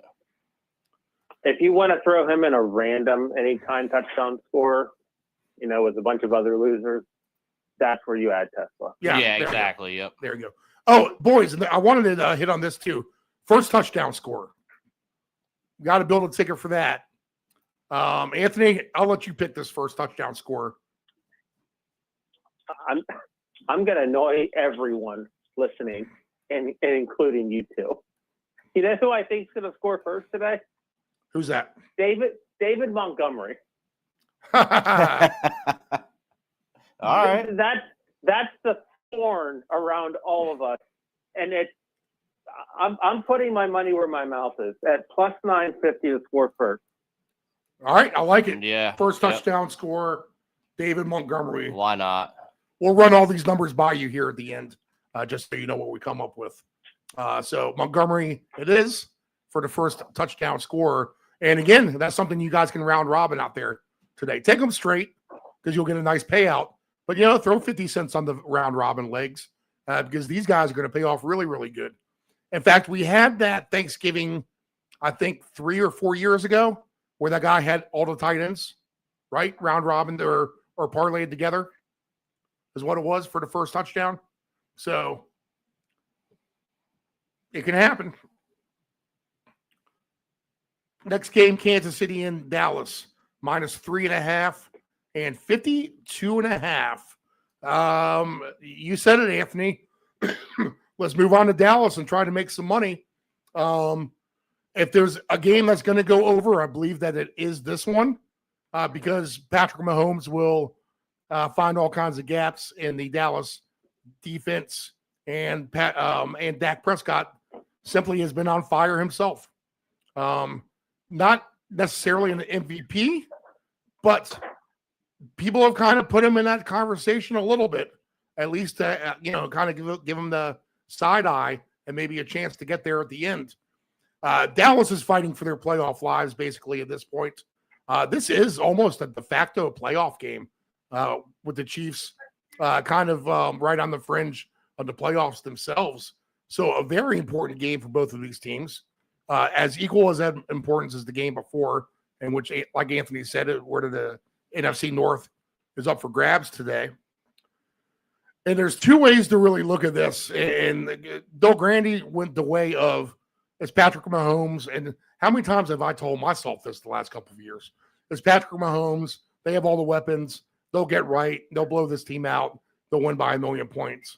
Only for them to crap the bed and look like they're barely getting things done. And, winning by 2 points, 3 points in ugly games, losing to the Raiders, stuff like that. So, Kansas City and Dallas. Can this game really be a super duper shootout? Everyone sitting around the TV wants it to be. Everyone's probably going to bet it like that. That's why that alternate under angle becomes so important here. It's because everyone in the world is going to be on the over in this football game when it happens later today. So again, don't get caught with your pants down. Do maybe all 4 unders on that one ticket at 10-1, and then move the points around a little bit to get that 50-1 ticket. If you move everything by less than a touchdown and try to hit a jackpot, I think you got to 52.5 is a lot of points. Could they get there by halftime? Probably. If they wanted to, I guess they could. But we haven't seen it from Kansas City. And we've seen Dallas, be able to score on the bad teams. And when it gets to be the good teams, things get a little tougher for them. Eagles and Cowboys we thought would go over last week. What was that? 45 points. So I think the same type of deal here today. I think the mojo is such right now with the Chiefs. And we thought that they were going to go on some sort of a super run. They kind of started to, and then they fell on their face in Buffalo and really haven't looked the same since. Even winning against the Colts. It seems like that's a game the Colts probably should have won if they knew how to run the ball at the end of the game and control the clock and keep Mahomes off the field. Again, you think that's the recipe for Dallas today is to use Javonte Williams, keep Patrick Mahomes on the sidelines. But I think the offensive woes for the Chiefs are as such, and Dallas has been really good on offense, that they should try to just run them out of the stadium. Dallas tries to score early and often and have the Chiefs just try to keep and play catch up. It's going to be interesting how this game turns out today. I think Dallas can hang in there and win this game. I think they can win this game. I don't know if they can win by an all line like the Packers can, because, again, the Chiefs keep everything close. But it's not going to shock me that Dallas would win this game because the Chiefs have developed their own ineptitude scale, to be honest. They shoot themselves in the foot. They don't make things easy on themselves when trying to win these games. Not that Dallas does. Right. But Dallas, the more chaotic of teams who knows how to live and die by those grassroots, I'll just take a chance at that stadium today. It'll be interesting to see how much red is in the stands as well, as that is a travelable trip for the Chief fans. I want this to be a fun game. Man, I'm not going to be shocked if this ends up barely under as well. I'll bite the bullets. Give me Dallas in the upset here because the Chiefs haven't played the part of looking like a team who should be favored by anybody by 3 or 4 points on the road here. Pickens has been the man. George Pickens for a touchdown today is at plus 145. I'll go ahead and make sure he's on a ticket. Del Grande loves Rashee Rice. I heard a great argument for Kareem Hunt under his rushing prop, which is at 35.5. He's had 0 explosive runs over 10 yards, really, the whole season. Everything's been a couple yards. And you know that the Chiefs are going to try to pass the ball. That's all they do. It's going to be up to Worthy and Rice. It really, really is. And you do have Pacheco back today as well. Maybe able to keep that number for Kareem Hunt down. So an interesting under angle. If you're looking for a big-time negative ticket with like a golf interception, throw the Kareem Hunt under 35.5 yards on that negative Nancy ticket as well. Barely under, boys, and the Cowboys squeak it out 27-20. Anthony, I'll go to you first. What do you like? I'm thinking. I apologize. I'm doing a couple things at once right now. Now, this is must-win situation for both teams. Dallas needs to win out, and Kansas City kind of needs to win out as well. You saw what Dallas did against Philly last week. I wouldn't be surprised if the same exact thing happens, but in the opposite way, and the Chiefs are going to annoy us like they did last week. I wouldn't be surprised if Dallas came out just punching Pickens, Javonte, Ferguson, Lamb, and then Mahomes slowly, methodically makes his comeback. It's going to be a tight game. Dallas first half might be the better play than Dallas. Yeah, now that, yep. Now, of course, it could go the other way, but, I'm going to stick by this. I think Dallas comes out and just punches them in the mouth. They're going to use that momentum that they had against Philly, go into Thanksgiving. Let's get a couple guys to jump in that Salvation Army tank, right? Yep. Maybe a 14-0 early lead. And then, of course, the calm before the storm. Here comes Patrick Mahomes. And we're going to hear all about it with Jim Nantz and Tony Romo. Can't wait. Jim, can't wait to hear that all damn day. Hopefully you have a sleep by then. They're going to make their comeback. They're going to squeak their way through. They're going to find ways to score. They better use Rice because I'm going to take him again. Steve, you mocked me a little bit last week by taking Rice to get 9 catches. I'm going to just dumb it down. I'm going to go with 8 catches again for Rashee Rice. I don't know what the number is. I don't really have my phone in front of me, but I'm going with Rice again for 8 catches. It's crazy that Pickens has been the number 1 receiver for Dallas when CeeDee Lamb is clearly their alpha. But, hey, whatever works, right? When I played my 100 yards and a score, obviously my big reach with Jameson Williams, fingers crossed, it's either 0 or 100. I'm going to throw Lamb in there as well. But Jake Ferguson's one of my favorite guys to get in the end zone today. I'm a little concerned about Javonte Williams. I feel like he's slowing down. And I think this is all about Dak and his passing game. So give me Ferguson to score. Give me Lamb with the alternate yards. Give me Rice with the alternate catches. And if I'm going to throw something random in there, I wouldn't be surprised if Xavier Worthy gets in the end zone as well. He's a gadget guy. What is Worthy's odds? Plus 220 for him. Jake Ferguson is at plus 230. On the passing props, Dak Prescott 263.5, Mahomes 274.5 for their passing touchdowns. Though Randy thinks they can both get 3. Mahomes just plus 154 for 3. Dak just plus 270. So they're expecting that the ball to come through the air today. And for receptions for Rice, let me just get that real quick. Yeah, what's 8? 8 receptions for Rashee Rice today is at plus 148.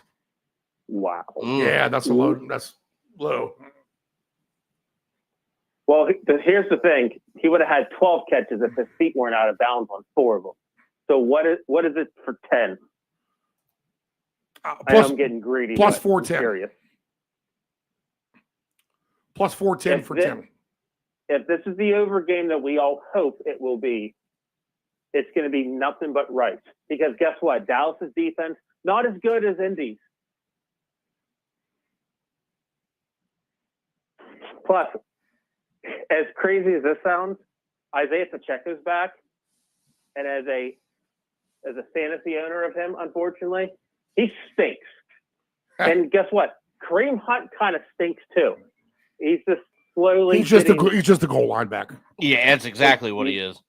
He's the goal line back. So if you want to throw him in a random touchdown bet, like if you want to do like not easy, but if you want to throw Gibbs and Josh Jacobs, throw Kareem Hunt in there. Right. Right. But when hold on, girlfriend's yelling at the dog. I have to hide myself real quick. Look, even though Pacheco's in there, I feel like their running game gets worse. Mahomes will be throwing it. God, fucking. Well, Mahomes might run himself too. I was looking at 40 yards.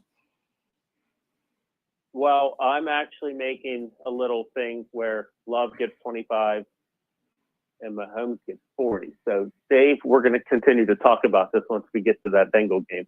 Oh yeah, because yes we are, because I got Lamar in there as a three-man parlay. What else do you like, Dave? Steve, I like this to be a tight game. I'm really hoping this is the better game of the day, and that Dallas loses. Obviously, we'll just throw that out there, taking a little shot at the Dallas fans. But no, I think we have a good game here. I think the Cowboys do cover, but the Chiefs, in that annoying fashion that they like to do, wins the game. Maybe we're looking at a walk-off field goal, or Dallas is, down and can't score on the last drive. The defense holds, something of that nature. So let's take Dallas to cover, but Kansas City win in a really tight game. And correct me if I'm wrong. This seems very obvious, but we haven't talked about, and nobody's mentioned, Travis Kelce in there. You're looking at Rashee Rice, and all these other guys, but who's the safety blanket? It's going to be Kelce, right? I mean, he's 950 or plus 900 for 2 touchdowns. I could see that. Inside the red zone, he gets that little 10, 15-yard pass there. He's plus 130 for any time, and that's definitely something that you can add into a parlay as well. So I would definitely take a look at Kelce. Again, these two teams have to have it. So where is Mahomes going to be looking? At the guys he's going to trust the most. And who is that? That's Travis Kelce. So play him for 1. Give him consideration for 2. That's what I like here. Give me Kelce. Give me Dallas to cover. But Kansas City wins. All right, boys. You guys are looking at it all from the wrong angle here. Look at this bet. $10 to win you $2,100. You ready for this? 5 things need to happen. Rashee Rice, 10 yards rushing. Xavier Worthy, 10 yards rushing. Kevontae Turpin, 10 yards rushing. Ryan Flonase, 10 yards receiving. Juju Smith-Schuster, 10 yards receiving. That is interesting. $10 wins 2,100 and 321. In fact, while we're at it, let's just go back to this Green Bay game because we can refire if needed. And we're going to go ahead and pop the opener in on this one for our man, Jordan Love, over 10.5 yards rushing, which now makes this. In fact, you could do Jordan Love at a little bit of an alternate number if you plan to refire this. So maybe Jordan Love for 15 yards rushing at plus 152 opens the door for the rest of those. And now $10 pays you $5,388. I would say that is investing the minimum to make the maximum. And again, that is 10 yards rushing by Rashee Rice, who gets carries. Right. 10 yards rushing by Worthy, who gets carries. 10 yards rushing by Turpin, he gets a carry or two. Ryan Flournoy, who's now filled in nicely as Dallas's third receiver, I think. 10 yards receiving for him. And Juju Smith-Schuster, 10 yards receiving for him. So there's an interesting, fun little ticket, boys, that I suggest everyone get a part of. Even your $2 investment, people. Once you get $1,075, you can go to the lottery store and put $2 on a lottery ticket. And I'm telling you, you're going to win this way faster than you're going to win that ticket. Oh. So interesting angle here. But for real in this game, I think I like Pickens for a touchdown. He's going to be my go-to guy in this game. I did play Anthony's ticket we'll talk about this. He has 3 receivers for a touchdown and 100 yards. So I went ahead and threw CeeDee Lamb on that ticket like he suggested. So I got Lamb covered. I'll take Pickens for a touchdown in this game. And then, again, I like Anthony's angle of Worthy just being ready to go as well. If I'm going to look for a long shot touchdown scorer, give me Flournoy, 7-1. How about that? He does get into the end zone, and he is a target for Dak Prescott. I like to receive yards as well for Ferguson. He's pretty light at 36.5. I think that, again, the Juju at 11.5 now. Look, we're moving lines like crazy, people. Juju's line just went up. And Flournoy, just a couple of low hangers are worth a shot. So we'll see if we get the fireworks, fellas. If we do, go ahead. Last one before we move on to the next game. I meant what I said about Dallas punching Kansas City in the mouth at first. If you're looking at a first touchdown score, Dave, you brought it up last week. It didn't hit, but he was close. Juju's at 35-1. Yeah, he was close, wasn't he? All right, so let's throw Juju, first touchdown scorer. He's in there with David Montgomery. You just said it. Dave, give me a Cowboy or a Chief. For 2, right? Yep. Here's one because I have him in a ticket. And, Oklahoma boy, CeeDee Lamb for 2 touchdowns today. All right, that's a semi-ringer type of maneuver. And I will go ahead and keep that ringer motif going here.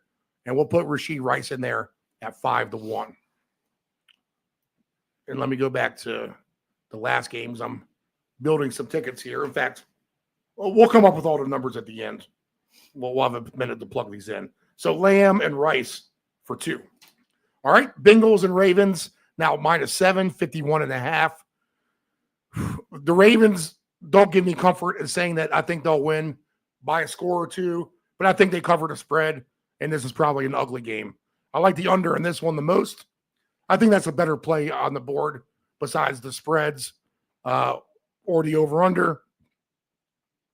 Of all the unders that we are going to try to go with today, I think I like this one the best. That being said, go ahead and give me Derrick Henry for 2 touchdowns in this game. that'll be my main play.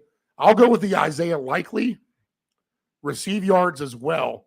Though Grandy likes it, but I've been playing it every week. He's just at 27.5, now up from 23.5.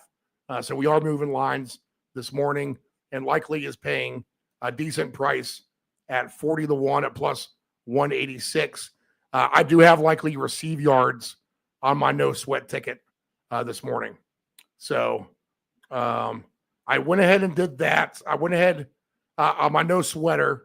I did Isaiah Likely 40 yards, Ryan Flournoy 20 yards, and the Packers minus 9.5. And Derrick Henry for a touchdown.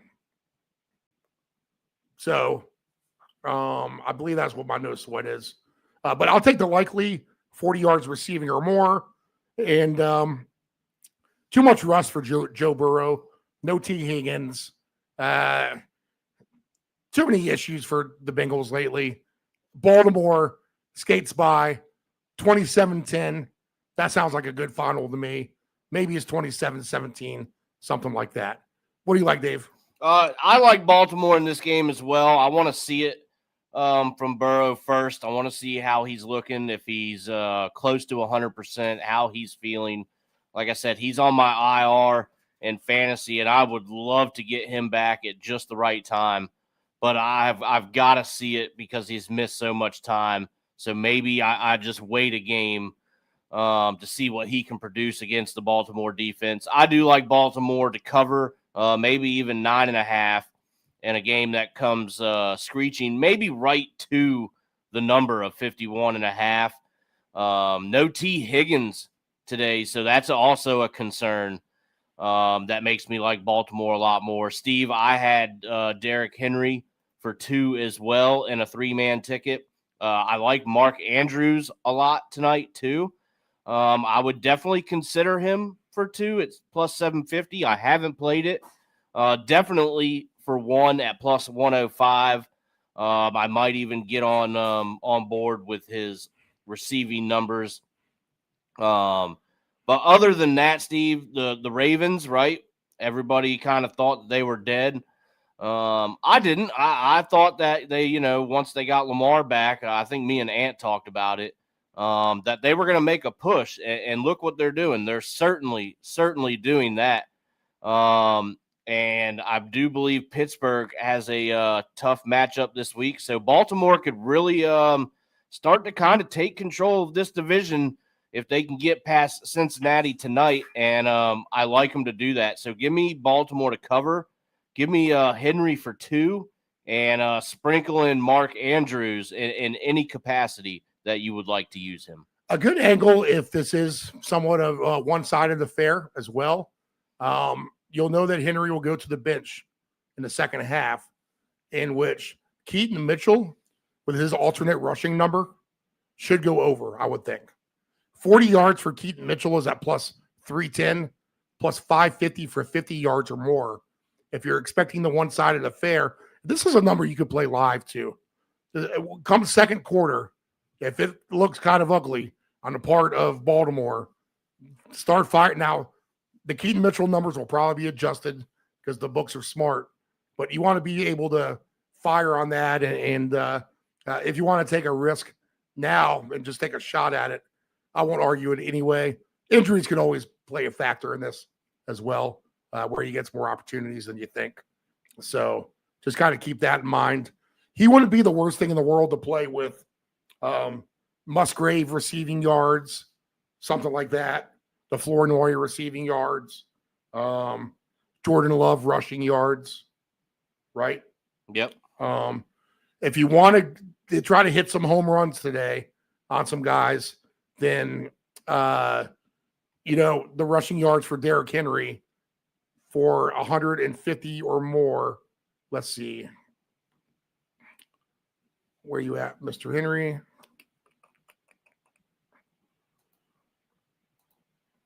Or even 125 or more. Plus 310 for 125, 7-1 for 150 or more. So it's the worst thing in the world to have like a Rashee Rice for 150 yards, Derrick Henry for 150 yards. No, it's not. if you want to play the alpha dog route. Maybe even with like a Christian Watson, 100 yards, Derrick Henry, 150, Rashee Rice or CeeDee Lamb for 150, or even both. You know, Right. you're going to right. get a good payout with that. Hey, boy, sorry to cut you off. I'm going to have to drop. Let me start diving into this bird. I'm going to tell you my favorite play of this game. Isavos. Isavos, okay. Yeah. No T. Higgins, no problem. Joe Burrow, let's roll. Let's see if Burrow still has it. Let's see if he can actually kick all the rust off. But look, Isavos got 60 yards against New England. And if this over does stay true, you're looking at a nice plus 360 for 60 yards. And the Bengals are decided the sports book. So you're aligning yourself well if you like the Bengals in that regard. Any best play for the game tomorrow, Ant? And we'll let you go. Probably just Eagles to win. Unfortunately, the Bears proved that they're actually a pretty good team, although I don't want to admit it. But we'll see what happens with Philly. We'll see if they have a nice little rebound after that terrible second half performance against Dallas. Devonta Smith is still up in the air, so monitor that. But my favorite guy to get in the end zone is Dallas Goedert. Pat Freiermuth did it. Why can't Goddard? Jalen Hurts already got his 2 scores. I can't bet Barkley anymore. If he scores twice tomorrow and he gets 150 rushing yards, hit it. If you want, I will. I'm not that upset if you take Barkley's receiving yards like we took. What was it, Steve? What, 44? Yeah, 46, something like that? Yeah. Alternate number. Yep. Well, you saw what Kenneth Gainwell did against Chicago last week with Pittsburgh. So I'm not I wouldn't be that upset about you taking Barkley on that. But give me Dallas Goedert to score. For Chicago, who knows? Dave's Monangai. I don't know. You know what? There we go. Monangai. It's funny. I just put both of those guys in for the 2 touchdown scores. And we'll use Goddard for the first touchdown score at 8-1 as well. How about that? All right, Antonio. Happy Thanksgiving. I appreciate it, boys. Happy Thanksgiving, sir. Later. All right, he's gone. Dave, your best bet for Chicago, Philly? I like Chicago to cover, I think, actually, Steve. I haven't dived into this game a whole lot. I'm actually really looking forward to tomorrow. We're going to work a half day. Then we're going to watch a little of this football game. Then we have a Georgia football game at 3:30. And then we have Capitals hockey at 5. So what a great, great sports day tomorrow is going to be on top of all the action we have today. So just a great 2 days of sports. Yeah, just all weekend. Really. All weekend, really, stops. yeah. We've got college basketball on at all hours of the day. Oh, yeah, we got college basketball, which I am starting to pay a little bit more attention to. We have college football, Oklahoma versus LSU, win and you're in scenario for them. Caps play at 1 o'clock, Steve. Maybe we find a TV for them in the sports lounge on Sunday. But give me the Bears to cover, and I'll look more into this this evening and tomorrow. All right. Let's see here. For me, in this game with the Bears and the Eagles, I think the under is just the best play with the weather issues. I do like the Goddard angle. So, again, we'll throw him on the first touchdown. And then I'm kind of mundane after that. I mean, I do like what Anthony said, the Barkley receive yards. That's been an auto play with me. So I'm going to have to keep going with that. All right. So I'll, if I have a round robin stretching into tomorrow, then it makes sense to put in Barkley as a receive yard guy on his alternate total to get there. Let's see. We'll throw Monangai and Goddard into 2 touchdown madness. Let's come back to this Bengals-Ravens game. First touchdown, I have not picked one yet. let's go with, I mean, how do you not go with Derrick Henry, to be honest? Yeah, I was gonna say him or Mark Andrews. So we have Juju Smith-Schuster, James Montgomery, Dallas Goedert, and Derrick Henry. So we can round robin parlay those guys. And then for 2 touchdowns, we got Dallas Goedert, Kyle Monangai, CeeDee Lamb, Rashee Rice. We got Dontavian Wicks. And we have Jameson Williams. Now we need one from Baltimore and Cincinnati. All right, Dave, go ahead and give me somebody.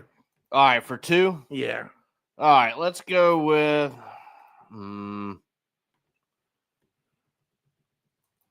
Let's see here. For 2, let's go with let's go long shot. How about Rashad Bateman? All right. I like that. Rashad Bateman at 22-1. And I need to come up with a bingo. Give me Mike Gesicki at 35-1. Ah, love it. Love it.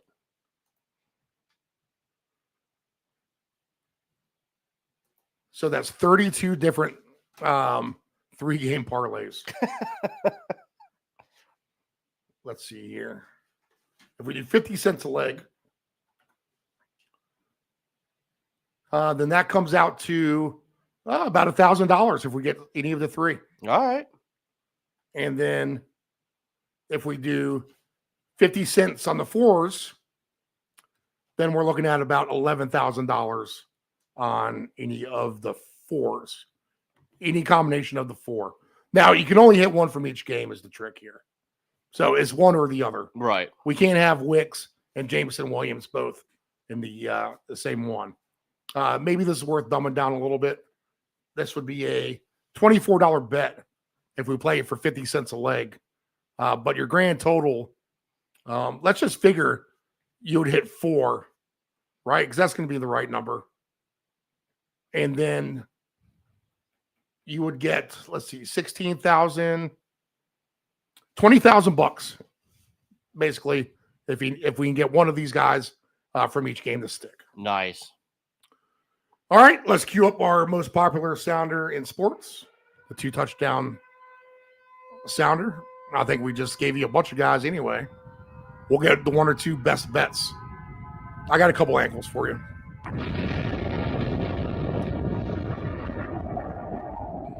Johnny. 4 weeks. 20 papers, that's $2 plus tip. Gee, Johnny, I don't have a dime. Sorry. Didn't ask for a dime. $2. Hey, give me 2.5 and a Ric Flair. It's a jungle out there. You got to look out for number 1, but don't step at number 2. Utah, give me 2. And Jimmy 2 times, who got that nickname because he said everything twice, like. I'm going to go get the papers. All right, our Friday and Thursday 2-touchdown madness ticket. All these guys mixed and matched. CeeDee Lamb, Rashee Rice, Dallas Goedert, Kyle Monangai, Dontavian Wicks, Jameson Williams, Rashad Bateman, Mike Gesicki. I'll also do one with just Gibbs and Henry together. I parlayed those 2 guys for 2 touchdowns. And then let's add in George Pickens and Rashee Rice to that mix. And then I'll throw in Jalen Hurts to get 2 as well. Dave, what do you got? All right, Steve, I'm going to try and keep this somewhat simple here. Ticket I really like. This is a minimum for the maximum type deal here for me. So it's Thanksgiving, right? What do we think about on Thanksgiving? We like to feast. We're eating all the foods, right? These guys are no stranger to feasting, Steve. We have Jahmyr Gibbs for 2. We have CeeDee Lamb for 2. And then we have Derrick Henry for 2. It's just a 3-man parlay today until we get to Sunday. Then we'll add a 4th man because we usually do 4. I went with 3 today, Steve, and for $5, you're looking at almost $900. So I'm not too mad at those 3 guys to score twice today. All right, what are your best bets? All right, best bets. We're gonna look here. at a anytime touchdown ticket, we have Derrick Henry, of course, Gibbs and Jacobs in a same game. Then we have Javonte Williams and Kareem Hunt in a same game. And then, Steve, I'll give you one more. We can't get out of here without playing a quarterback rushing ticket. We have Jordan Love for 25. Then we climb up Patrick Mahomes for 40. And then we're going to round it off with Lamar Jackson for 40 tonight. All right. I'm going to take, let's see here. I'm going to take Jordan Love over 10.5 rushing yards. I'm going to take Juju and Flournoy over their low receiving yards, 11.5 and 8.5 respectively. I'm going to take Isaiah Likely over his receiving yards. It's 23.5. I'm going to play with all numbers here. I'm going to take Musgrave and Wicks over their receiving yards. Jordan Love, again, with his rush. I'm going to take Jared Goff for an interception. I'm going to take the Packers on the alt line. I'll take the under in the Ravens and Bengals game. And I'm going to blanket all 4 unders just as an insurance policy to see if we go for the old put yourself on the side of the sports book and root for all 4 unders to hit. I'm going to make up my missing week of my $1,000 bet to have your Big Steve lock of the week. That's 7-3, actually 8-3 after last week with the Rams winning. So we're back to back-to-back winning weeks there. We are 8-3 through 11 weeks. We're week 13, right? So I'm going to make up for the missing week last week, and then I'll pick one on Sunday, and that'll give us an even 13 picks through 13 weeks. So your bonus $1,000 bet to win $8,000. Let's see here, Dave. It's between 2 of them. It's the Packers +3 or under in this game tonight with the Bengals and the Ravens. Go ahead and give me for my Big Steve lock of the week. There's no one in the world who's going to be happy trying to root overs, digesting their food tonight. So give me the under 51.5 as my lock of the day. Ravens and the Bengals under 51.5 points total. All right, guys, we'll wrap it up. Thank you to Dave Dolgrande. The history of fantasy football. Replay that when you're bored. That took the first hour of our program today. We got a bunch of good picks. We'll be back on Sunday morning, hopefully with very deep, rich pockets. Nephew Dave, happy Thanksgiving. Happy Thanksgiving. Good luck to all you guys out there. Hopefully you'll hit some winning tickets and have a wonderful day wherever you are.